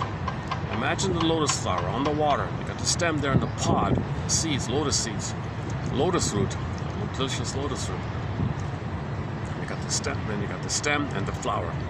So superimpose that image with the baby cord placenta. Leave it alone. The cord and the placenta will drop off on their own accord.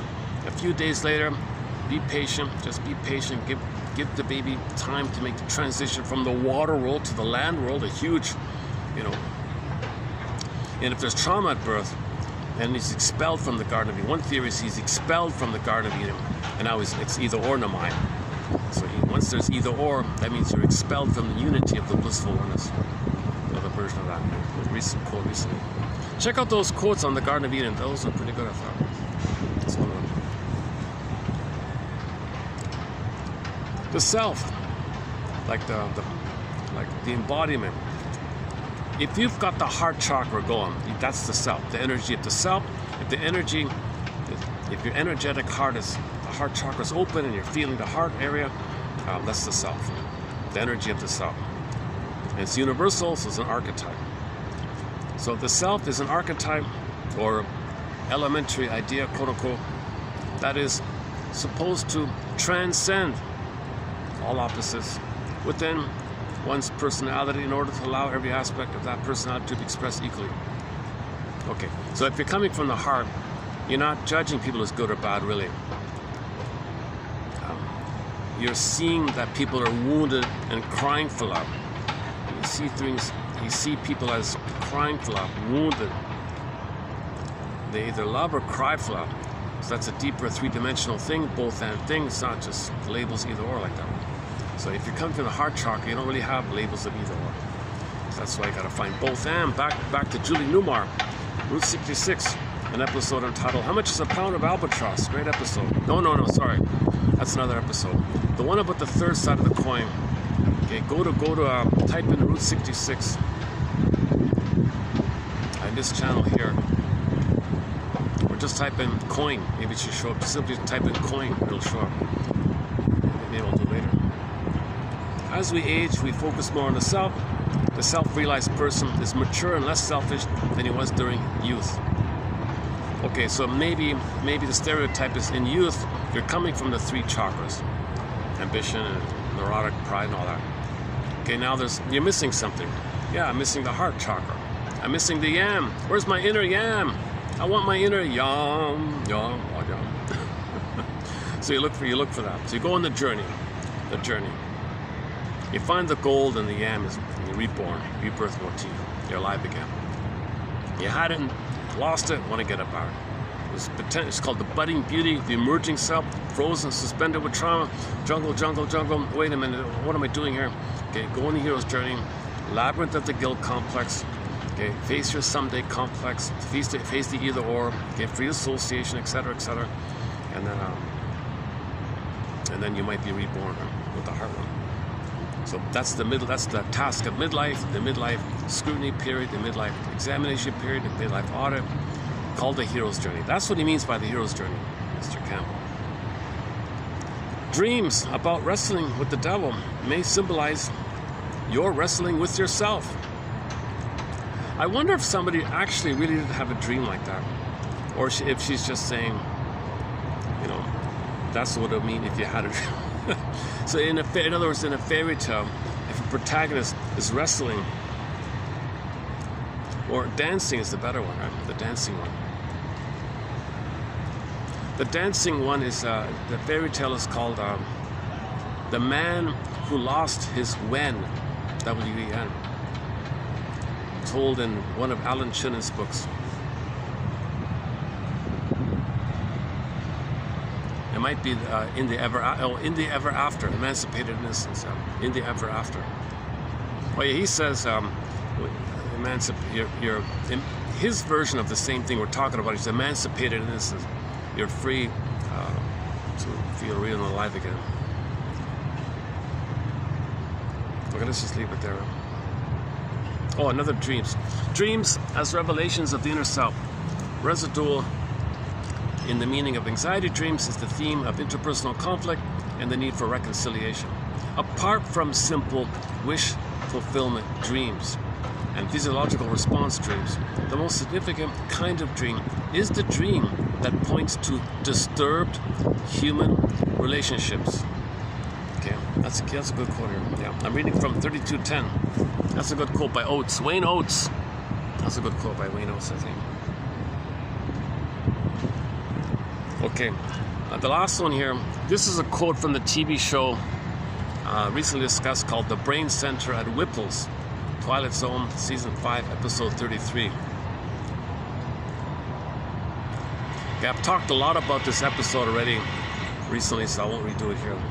But it's a good episode.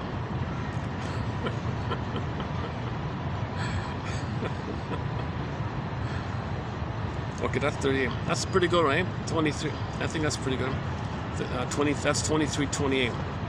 Now, as promised, I'm going to include a new quote on projection here, as follows. Projection. You attribute to others your own characteristic ways of being. For instance, an over-controlling person might see everyone else as striving to control him or her. Whoa!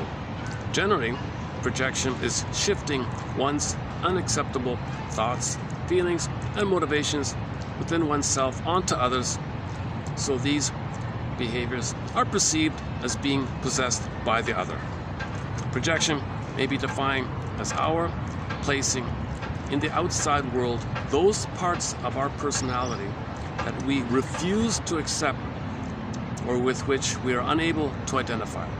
The projecting person has difficulty distinguishing between the inside and the outside world. Those features of an individual's personality that are inconsistent with his self-image are disowned and placed onto objects or person in the environment. For example, if a neurotic person cannot love, she may place this unwillingness to love on others. Projecting, yeah, so she doesn't know how to love. Yeah, no one knows how to love. Yeah, look at that, no one knows how to love. She doesn't know how to love. Projecting an attribute allows the individual to avoid taking responsibility for her own feelings. Projection, the denial of something that is truly of the self. It is then reattributed to something outside. Okay.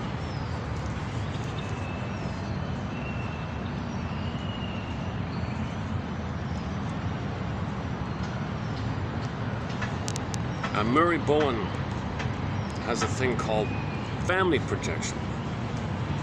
What does that mean? So he's famous for the triangle theory. There's too much tension between the two. The third is that comes and disperses it, right? So if the mother's narcissist and the father's narcissist, whoa, they hate each other. So they need the kid, one kid, to shame and hate. It makes them, takes the tension down because they're always focused. And they see their shame self onto the kid. They see their mother, whom they hate, and discharge their hate at the mother. So the kid is being scapegoated in this emotional triangle issue. But okay, that's a separate topic. Hang on. Family projection. The term, this is a term that Murray Bowen used to indicate when couples produce offspring at the same level of differentiation themselves. So the mother's narcissist and the father's narcissist, the family projection is the kids will be narcissists. I think that's what it means. What about the family projection process? Well, this process enables parents to transmit their lack of differentiation to their children. A child who becomes the object of a parent's projection becomes the one most attached to the parents and the one with the least amount of self-differentiation. Oftentimes, children become problem children because they are responding to the stress of the undifferentiated parent.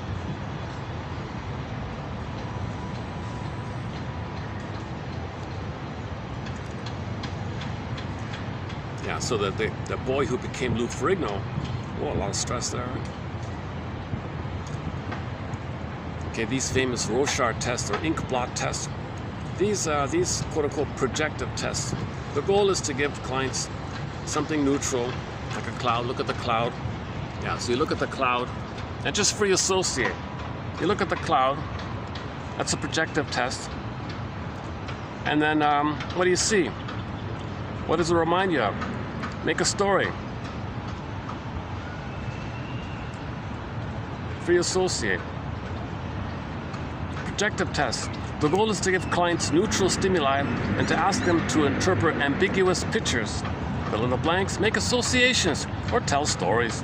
According to this mechanism, according to this technique, clients will project their own unconscious material onto the benign stimuli, permitting the counselor to interpret and move the client toward insight. So, are you doing it now? What's your association with the cloud?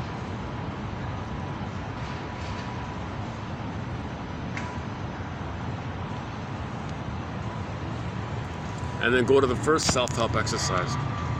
If you're a counselor, how would those emotions affect you as a counselor?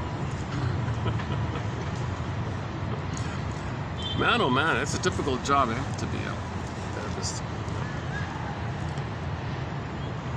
This woman has 2 PhDs.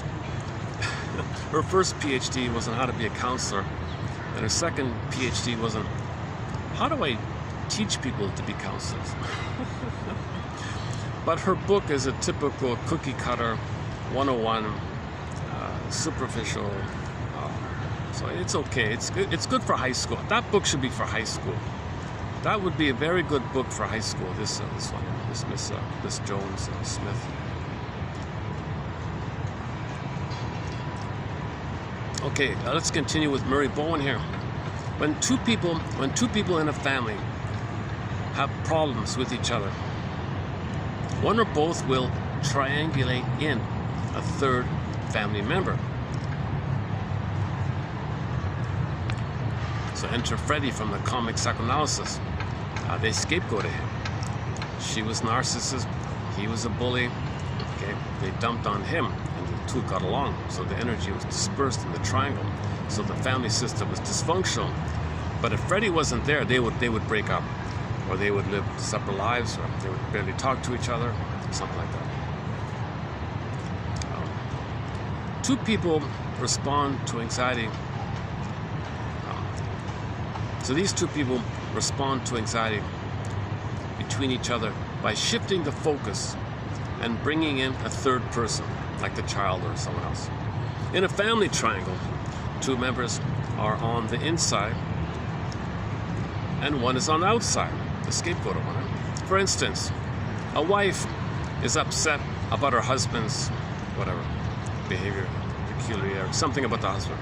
She confides in her daughter, and the two become the family members inside the triangle, while the father is on the outside.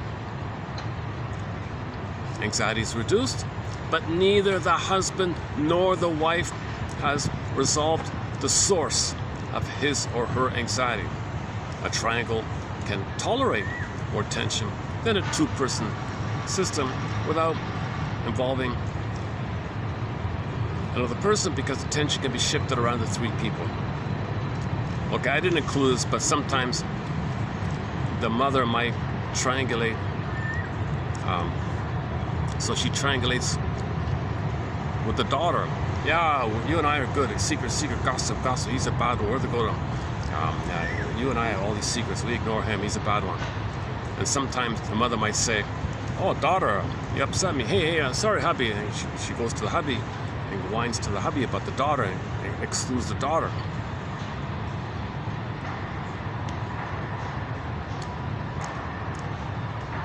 I don't know if you can talk about the world of birds. I don't know if you can see him, but there's a cute bird just sitting on the box there. On that little oh yeah, you probably can't see him, but there's a, I guess I'm just taking a bit of a break here.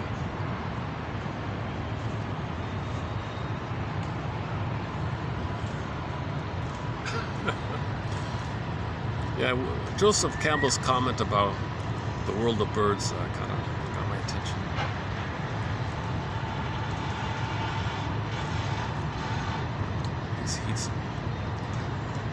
Where are we here?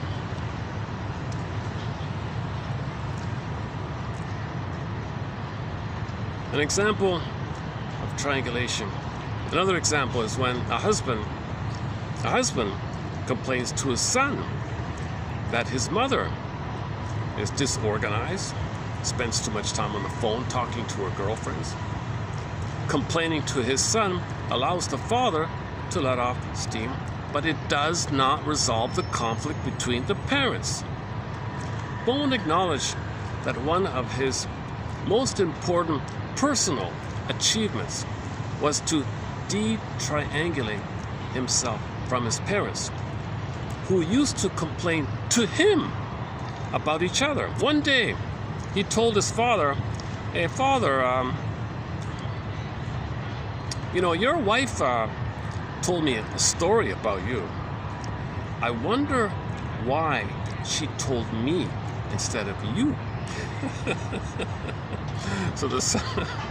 So he's trying to shift the energy back to the focus on the two of them. So he's making the father realize that he's pulling in the son to avoid the problem that he has with the wife.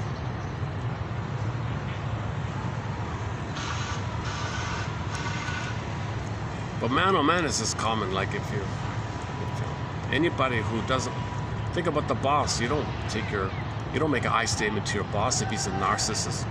You don't know how to. No one knows how to talk to a narcissist. They just want to be admired and say how great they are. So that's not communication, right? They just want symbolic. They want to be center stage, and they want admiration, see how good you are, so special. Mirror, you're a special, grandiose God. You can't communicate. There's no without a doubt. They can't do that without. They want feeding. They want milk all the time. So you can't really talk to them. So the tension, fear. I can't talk to my boss, co-worker. So you and I, let's go for a beer and complain about this narcissistic boss. That's triangulation. So it works, right? It's a very common thing. Not just in families, workplaces.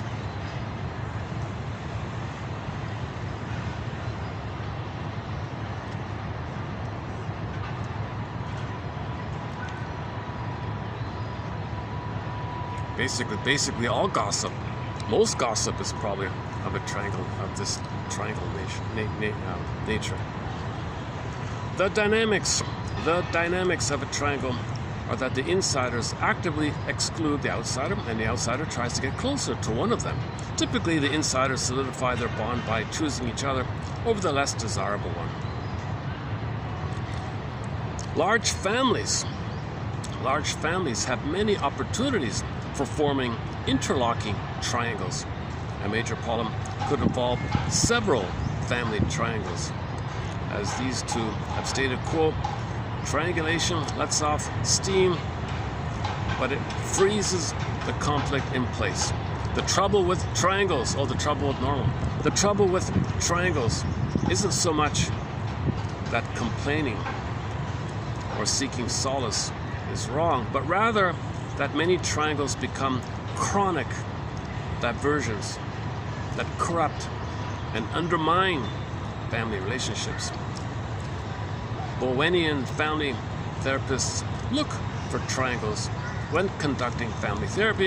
In fact, they are careful to avoid letting family members draw them into a triangle against a family member.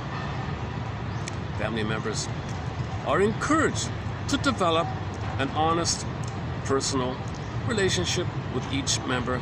Okay? For example, making I statement. Teach them how to make an I statement. It's amazing the resistance people have to making an I statement. When that happened, I felt this. And when that happened, that was a catalyst. It reminded me of in the past. It's about the past. I want to share my past. I'm sharing myself about you. I'm not blaming you. I'm just letting you. When that happened, I felt the memories of my past. And I want to check in with that. Check in with you about that. Okay, one more here on the Murray Bowen's work. Okay, Murray Bowen has a thing called emotional cutoff. The emotional cutoff represents the mental devices people use to reduce anxiety from their unresolved emotional issues with parents, siblings, and other members of the family of origin. For instance, some people move away from their family of origin to avoid dealing with sensitive emotional issues, or they may use silence to distance themselves. Emotional cutoff. Children seek the quiet of their own rooms when the emotional issues they face within the family become too intense for them. So I see, so children want to retreat in the little cocoon. Leave me alone. Although, I notice a lot of kids, like mothers, don't want the lock, so they always barge in. Go to the Twilight Zone episode Miniature, the mother would always just barge in on the son whenever she wanted. No boundary. Finally, he locked the door and hopped out of the window, flew out of the cuckoo's nest. Another one flew out of the cuckoo's nest. Miniature. She was a possessive, clingy, demanding thing. Wouldn't let him have a girlfriend. The guy was in his 30s. The guy was a mess. He entered into an escapism world. He went to the museum and saw some little ancient dollhouse and imagined this other world where he was held there in this safe, alternative romance fantasy that the beautiful girl was his mistress or his mother or I don't know, his girlfriend or something. He thought he could be married to her and the other little dolls. He had this little other world, fantasy world like that. And one time, I think he had a break, and then that's when he realized he had to lock the door to not let the mother, because the mother doing this made him want to escape. So he put a wall to the mother, opened the window, and flew out of the coop.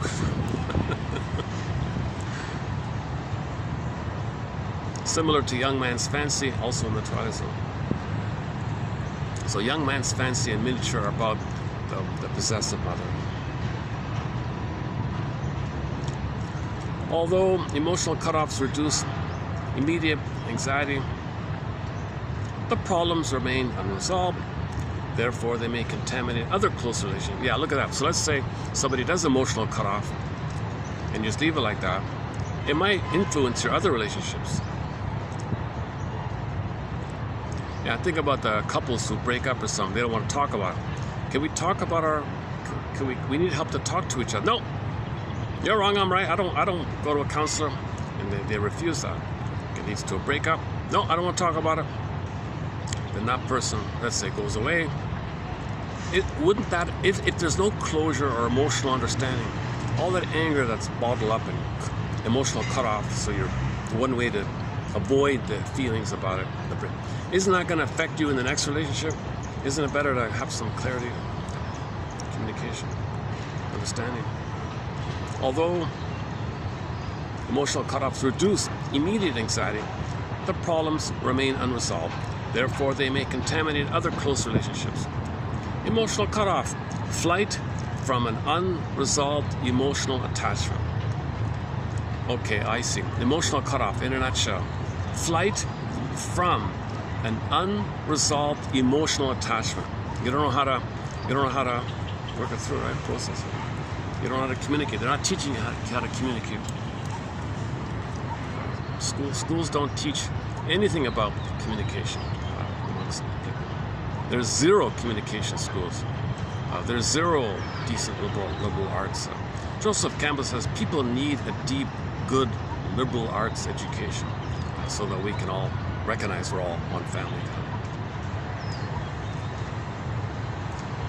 Bowen used a concept to describe a family in which the members avoid each other, either physically or psychologically, because of an unresolved emotional attachment. All right, so that's 32, 23, 27. Okay, so this completes our preview of 23, 27, and 8. Good stuff, solid stuff here.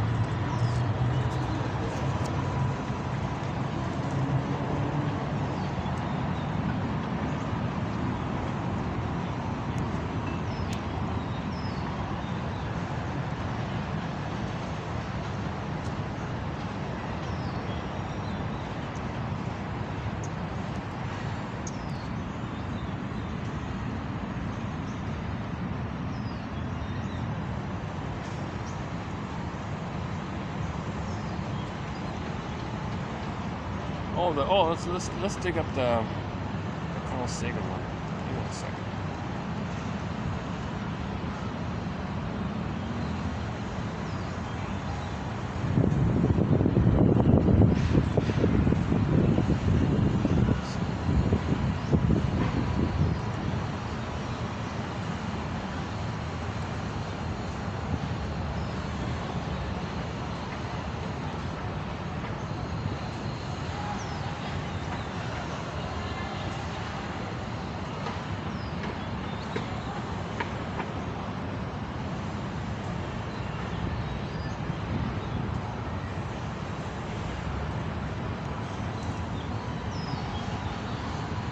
Blue dot. From this distant vantage point, the Earth might not seem of any particular interest. But for us, it's different. Consider again that dot. That's here. That's home.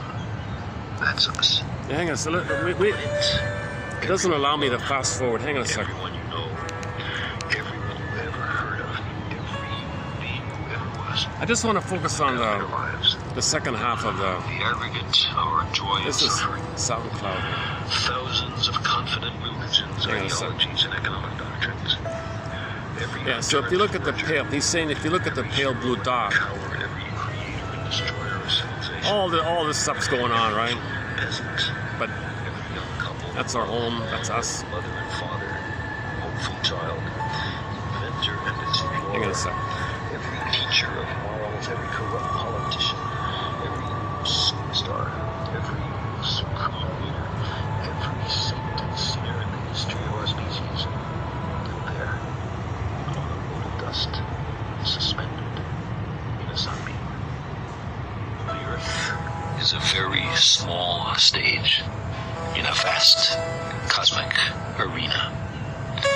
Think of the rivers of blood spilled by all those generals and emperors. That's the part I wanted to skip. So that in glory and triumph, that's why I was trying to skip. military masters Okay, he's saying of a fraction Yeah. So he's saying all this conflict, it's nonsense because... one corner of the space. All right. On the scarcely distinguishable inhabitants of some other corner. How frequent their misunderstandings. How eager they are to kill one another. How fervent their hatreds. Our posturings, our imagined self-importance, the delusion that we have some privileged position in the universe, are challenged by this point of pale light. Our planet is a lonely speck in the great enveloping cosmic dark. In our obscurity, in all this vastness, there is no hint that help will come from elsewhere to save us from ourselves. The Earth is the only world known so far to harbor life.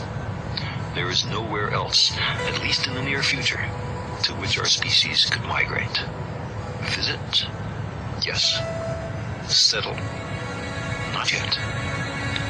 Like it or not, for the moment, the Earth is where we make our stand. It has been said that astronomy is a humbling and character-building experience. There is perhaps no better demonstration of the folly of human conceits than this distant image of our tiny world. To me, it underscores our responsibility to deal more kindly with one another and to preserve and cherish the pale blue dot, the only home we've ever known.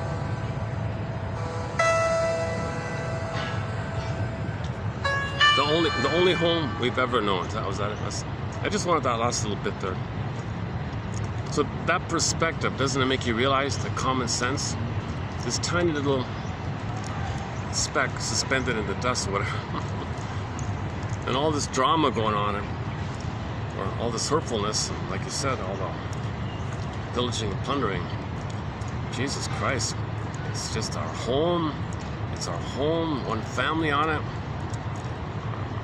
Stop hurting the babies to plunder. So leave the cord, leave the placenta, hand the baby to the bosom, leave the hormones so they can have the bonding, have a secure attachment. The baby will suckle and nurse, sleep on the belly, skin to skin, no clothing, no skin to skin,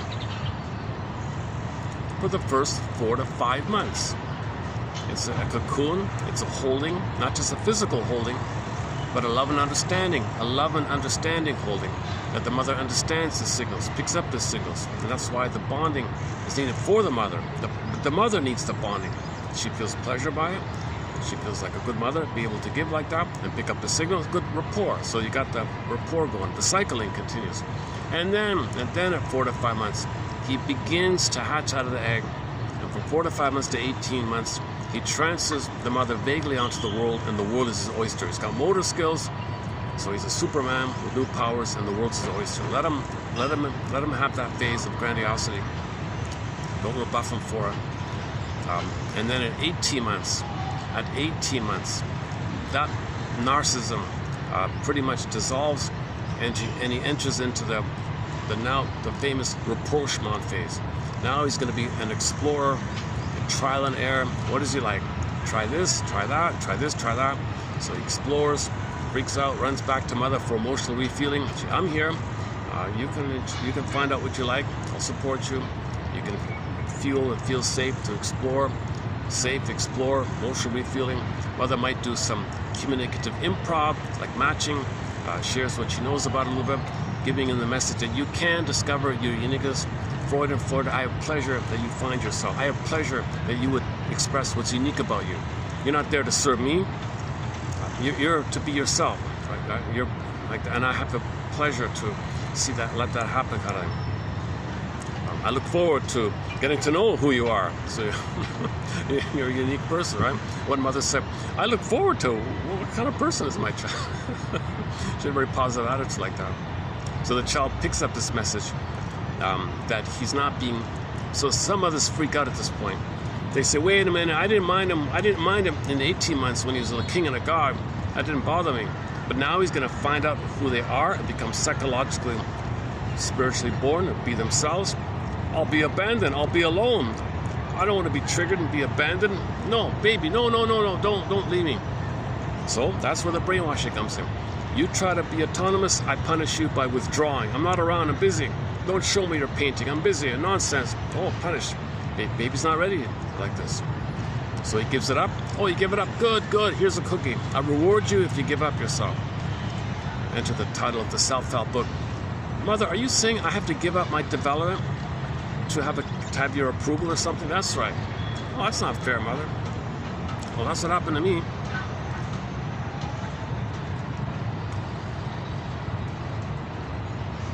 So the mother's not healed. The mother's clinging to the child as a defense against her anxiety of what happened to her, because she never processed her trauma. She never faced her trauma like that. Okay, what are we doing? Let's check the battery. Let's do a battery check here. 35%, 4 o'clock, 4:05 here. So we've got about at least a half an hour on the battery, eh? I feel like we played the Carl Sagan clip. I just wanted to play that last part. Okay, never mind. We played the Joseph Campbell clip. Okay, the quotes below. So below is 32:10, right? So we're posting 32:10 below. Okay, so I've discussed these quotes already. One about rationalization. Oh, the smoking one. Okay, one about smoking. Walder defines neurosis as the automation of anxiety reaction, but he says it still remains unexplained why some people fall a victim to this automation. So remaining in an important part of their being perpetually infantile, and the rest of mankind managed to escape this fate to a degree. Okay. So if the baby's traumatized, are some babies still able to luckily develop despite it? Maybe some can, different factors. I gotta move here. One second. Give me a second. One second. Let's see. Go back here. Okay, give me about 10 minutes to take it to the other side here.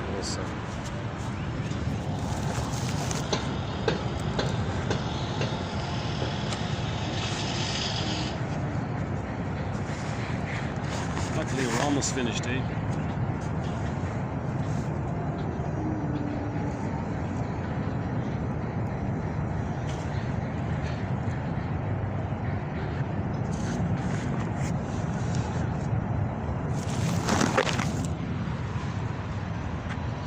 Okay, fast forward this 10 minutes.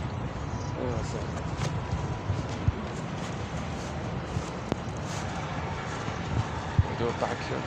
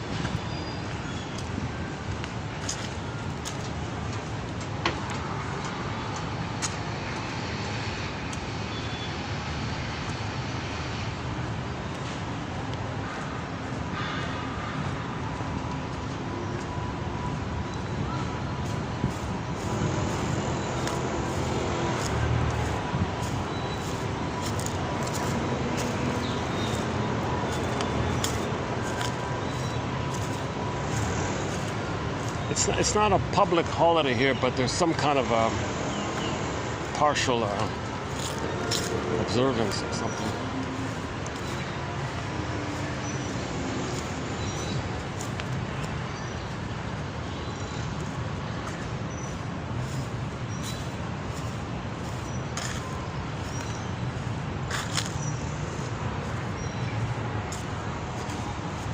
What about here?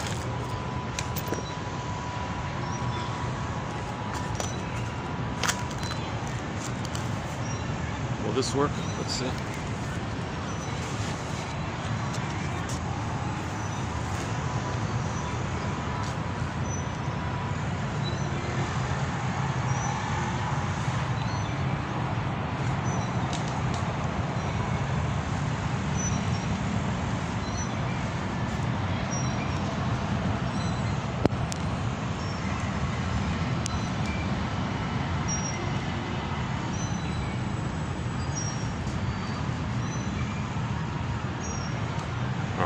Hang on. That's not gonna work. Let's try another one.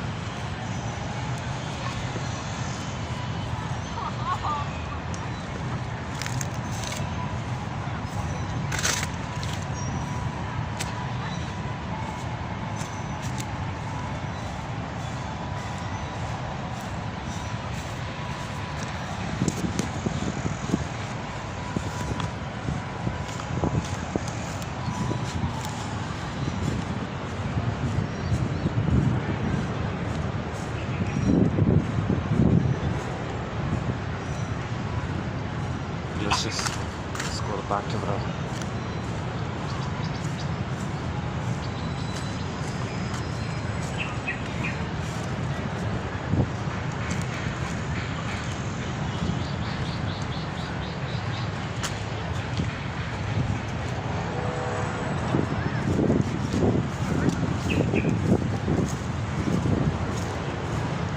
I don't want to disturb these naps. People taking naps and things. Oh my God.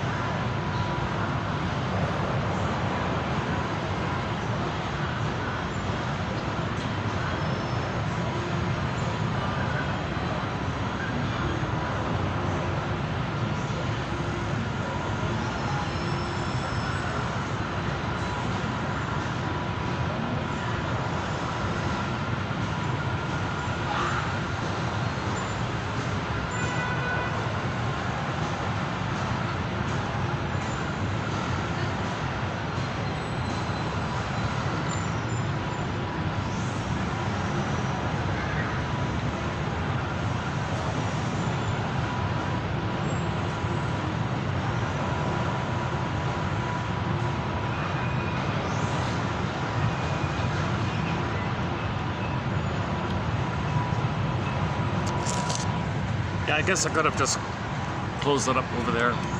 So maybe we'll just wrap it up here after all. Any final thoughts here? Should we do the pigeon joke? I've told it so many times that we do have a thread on humor. Well, a lot of great stuff there. Grotstein has an excellent, important theory on why there's Schadenfreude versus the healthier, helpful stuff. Schadenfreude and dark humor and sarcasm, bitter banter, all that. That's an oral fixation, the anger around not getting the nursing, the mother, the holding environment like that. Oh, let's review that. Hold on a second. So our 4 self-help acts. So submitted for your approval and consideration, should you choose to accept it. Is to try out these four questions from Miss Jones Smith, who has 2 PhDs. Come on, let's give her credit. This woman has 2 PhDs in counseling. So let's give her some credit here.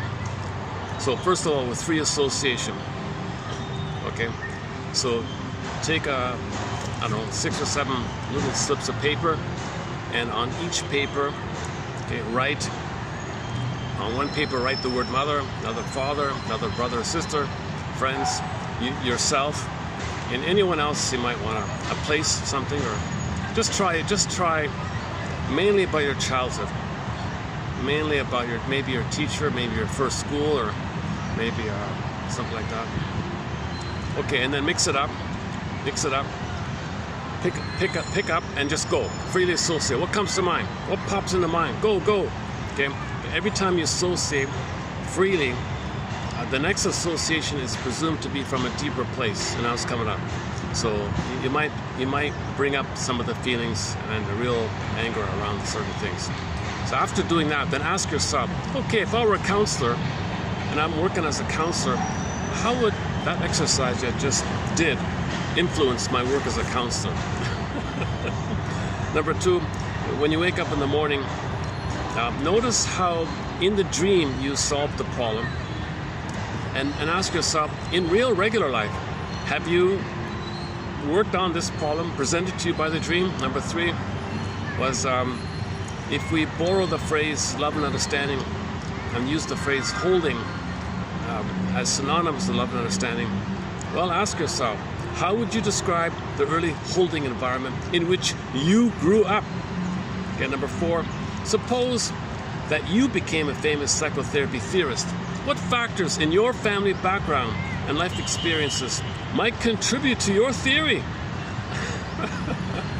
That's a good one, yeah. And then as a bonus, as a possible follow-up, what name would you give to your theory of psychotherapy? So if Mr. Coad had no sense of self, he's working on a sense of self. Oh yeah, I'm facing this issue. I was a mirror. Mother didn't see me. I didn't feel special to my mother. I couldn't admire her. I didn't feel any oneness. Oh my God, maybe that would lead to myself? Would that lead to myself? Well, yeah, let's maybe. Okay, so yeah, let's create a theory called self-psychology. Okay, relationship. No, masters have no relationships. We internalize the relationships. Internal object relations theory. Plus, we go through developmental process. So he's addressing developmental processes and object relations. So he named his theory the Masterson approach, i.e. developmental object relations theory. So he gave it a name. Okay, Mr. Freud, psychoanalysis. You want to analyze your psyche. What's the other one? She has her, I noticed she has one on her end. Didn't make sense to me. It's a variation of, I didn't read it. I didn't even read it. Maybe it's okay. I'll look at it. Oh, schema therapy. Oh, okay. So we have a map inside, the schemata. Yeah, let's study these schematas. Let's call it schema therapy. I want to study my schemata, my psychic schematic blueprint, imprint, working model, stencil. Let's call it schema therapy. Okay, schema therapy. I'm going to be a schema therapist. Study these schemas and how you overlay these schemas in the present and see the present through the schema. That means you're in the past all the time.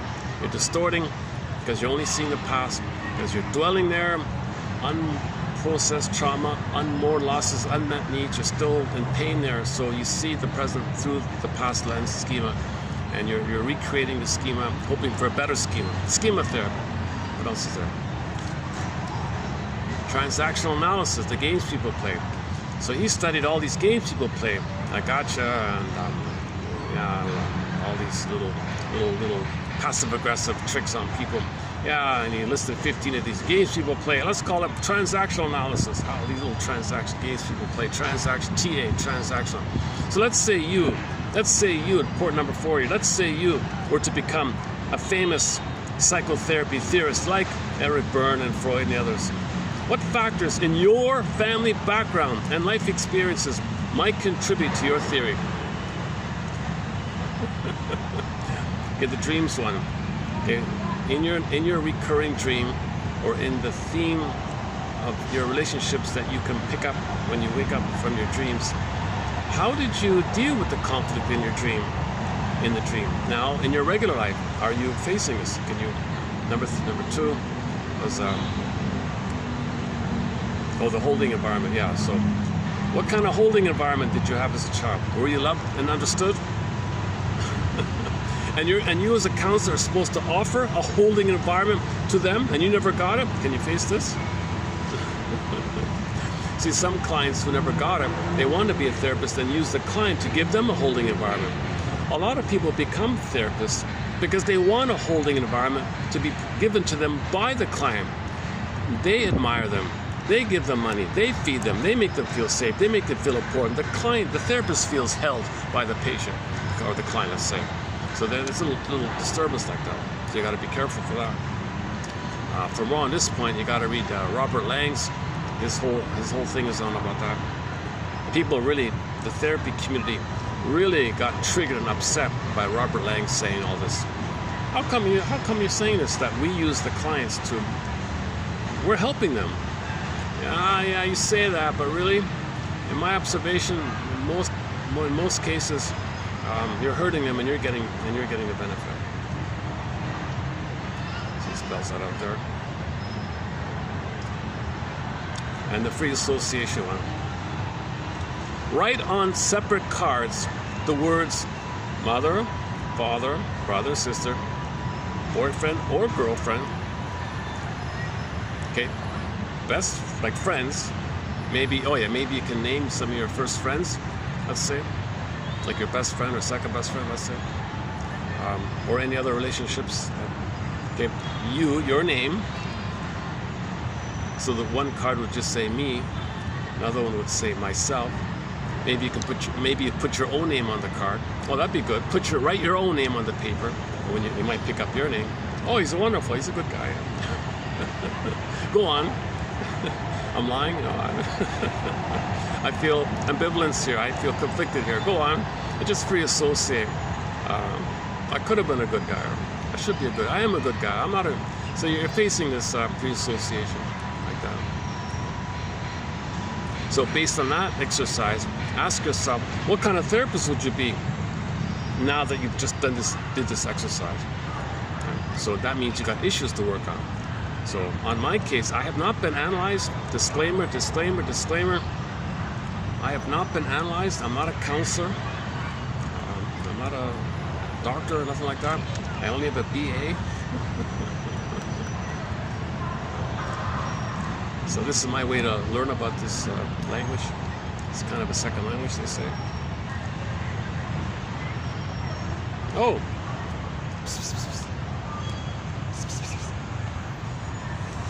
I'm not familiar with this cat. I don't think he'll let me pick him up. Let's see.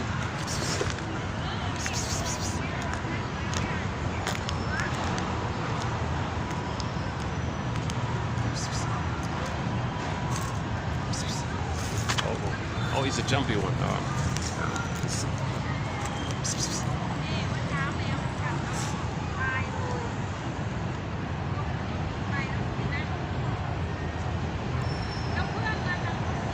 Where is he? Oh, there he is. He kind of blends in with the thing.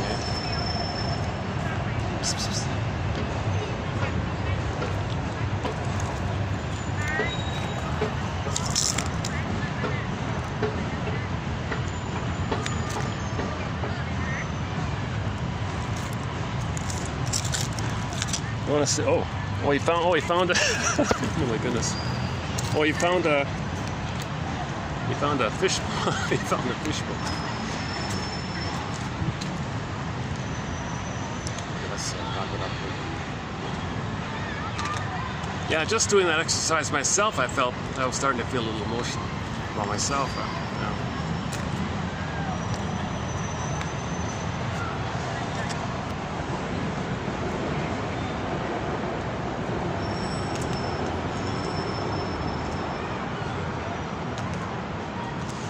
Yeah, so to do the free association exercise, you need the holding environment. You need to feel safe, understood, accepted. Then you feel safe to free associate because you're worried about the other person criticizing you, so you might climb up, you know.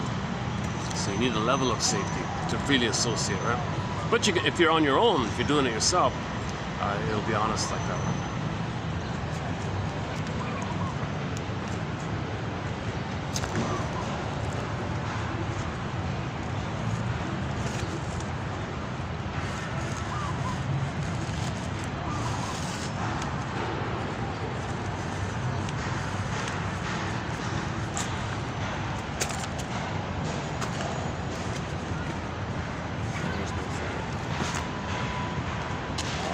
Where to put my...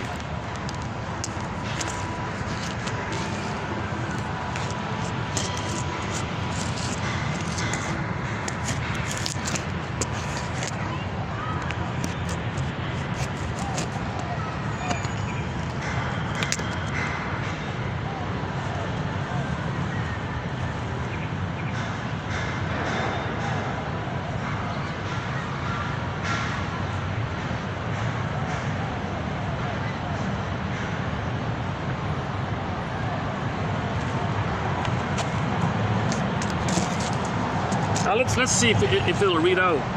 Hang on a sec. Let's give this a try here.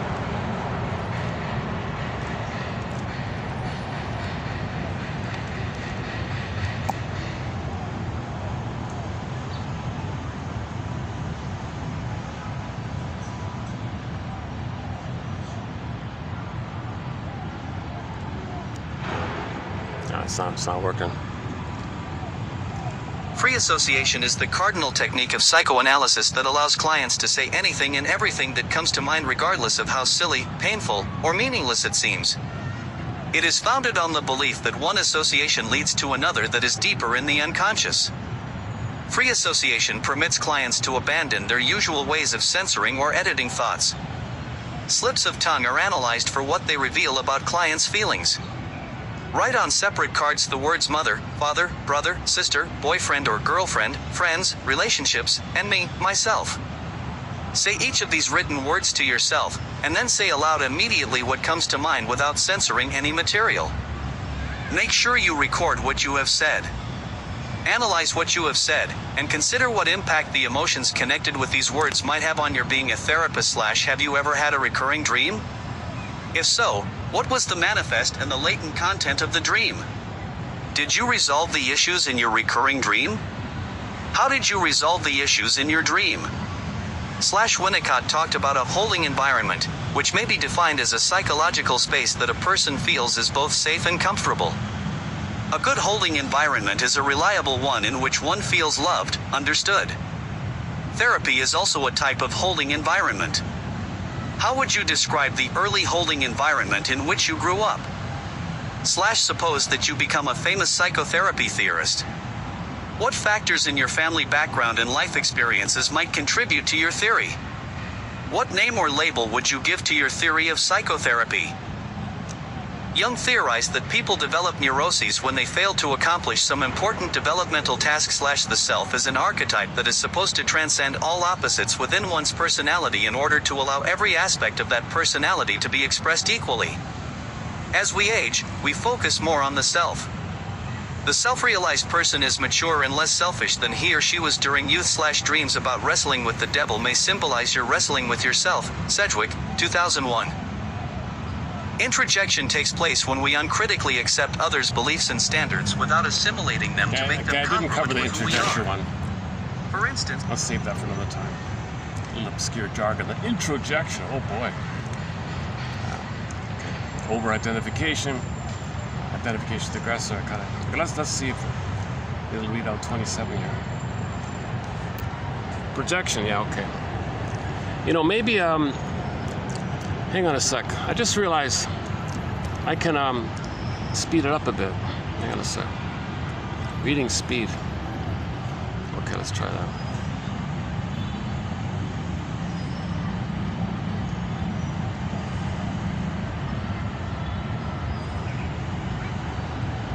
Okay. All right. Let's see. 32:27. All right. Let's try. Projection. You attribute to others your own characteristic ways of being. For instance. Okay.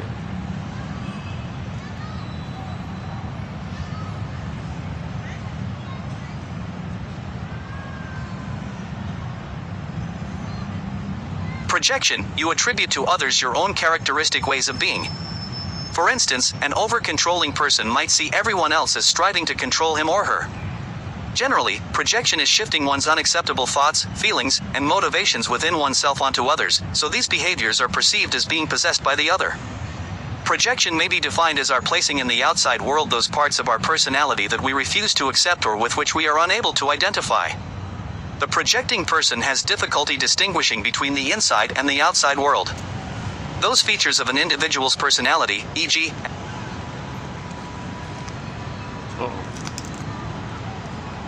Whoa, what happened? You're offline. What? Uh-oh. My phone freaked out on me here. I didn't even know I had to be online to read this out. Oh, hang on a second.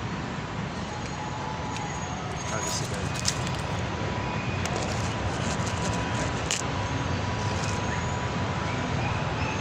attitudes, feelings, and actions that are inconsistent with self-image are disowned and placed onto objects or persons in the environment. For example, if a neurotic person cannot love, she may place this unwillingness to love on others. Projecting an attribute allows the individual to avoid taking responsibility for her own feelings. Projection the denial of something that is truly of the self, it is then reattributed to something outside. Family projection, the term Bowen used to indicate when couples produce offspring at the same level of differentiation as themselves. Family projection process. This process enables parents to transmit their lack of differentiation to their children. A child who becomes the object of a parent's projection becomes the one most attached to the parents and the one with the least amount of self-differentiation. Oftentimes, children become problem children because they are responding to the stress of the undifferentiated parent. Projective tests. The goal is to give clients neutral stimuli and to ask them to interpret ambiguous pictures, fill in the blanks, make associations, or tell stories. According to the theory of projection, clients will project their own unconscious material onto the non-threatening stimuli, permitting the clinician to interpret and move the client toward insight.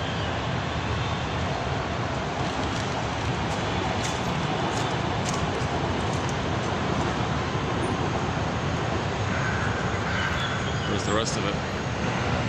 Just stalled on me there. That's another one. Let's try this. Insight. When two people in a family have problems with each other, one or both will triangle in a third family member. Two people respond to anxiety between each other by shifting the focus or bringing in a third person. In a family triangle, two members are on the inside and one is on the outside. For instance, a wife is upset about her husband's behavior.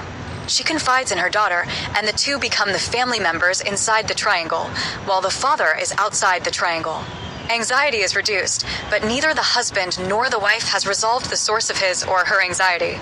A triangle can tolerate more tension than a two-person system without involving another person, because the tension can be shifted around the three people. An example of triangulation is when a husband complains to his son that his mother is disorganized or spends too much time talking with her girlfriends on the telephone. Complaining to his son allows the father to let off steam, but it does not resolve the conflict between the two parents. Bowen acknowledged that one of his most important personal achievements was to detriangulate himself from his parents, who used to complain to him about each other. One day, he told his father, "Your wife told me a story about you. I wonder why she told me instead of you." The dynamics of a triangle are that the insiders actively exclude the outsider, and the outsider tries to get closer to one of them.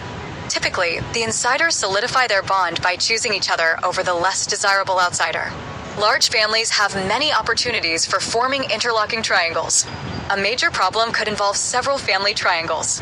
As Nichols and Schwartz, 2007, have stated, triangulation lets off steam, but it freezes the conflict in place.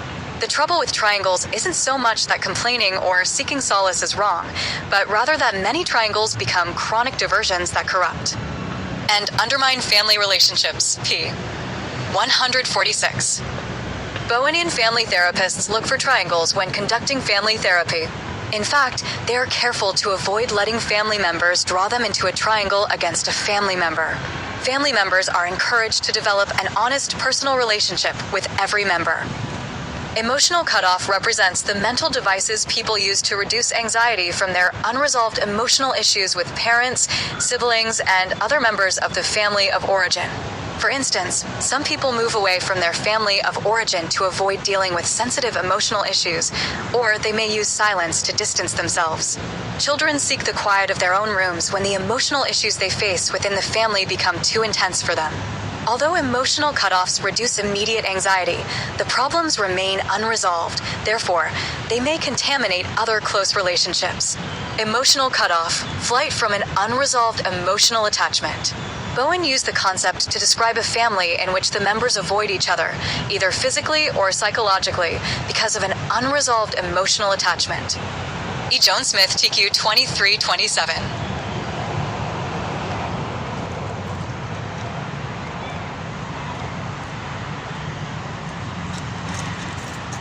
Okay, I'm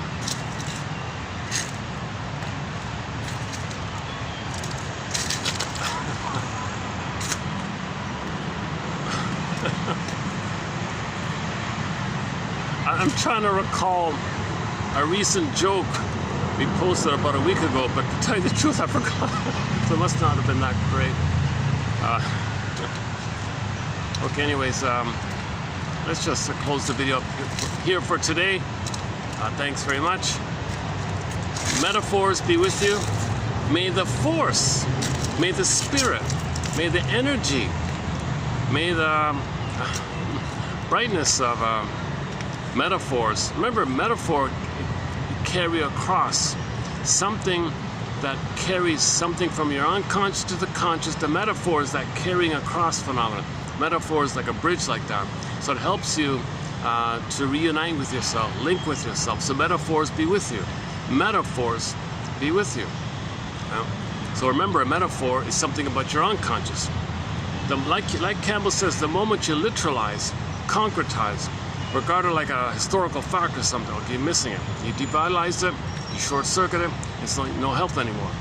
So metaphors bridge the unconscious to the conscious, helping to make the unconscious conscious, where it was, ego shall be, and the more ego you can build, the more it will come in, the more energy will come in. And then that's moving towards giving up hope. You don't need to do this survival stuff with your mother. Then the birth, virgin birth, ascension, reborn, you get to the heart.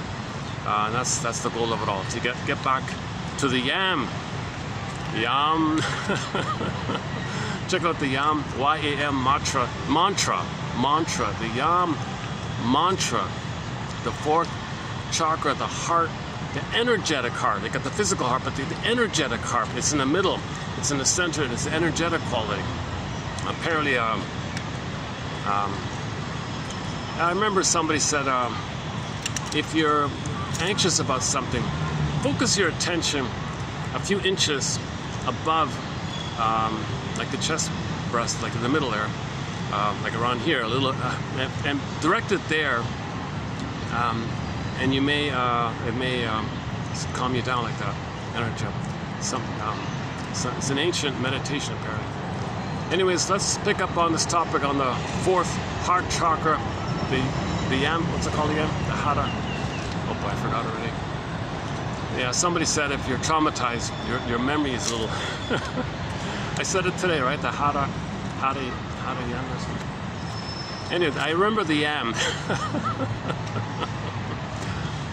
So may the yam be with you. May the yam be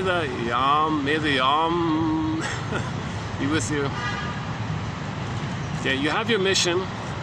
submitted for your approval. Those 4 self-help exercises, okay, we discussed just about half an hour ago. Check it out. If you missed it, go to 28, the beginning part there, the 4 self-help exercises by Miss Jones Smith. Forgot her first name. Begins with the letter E.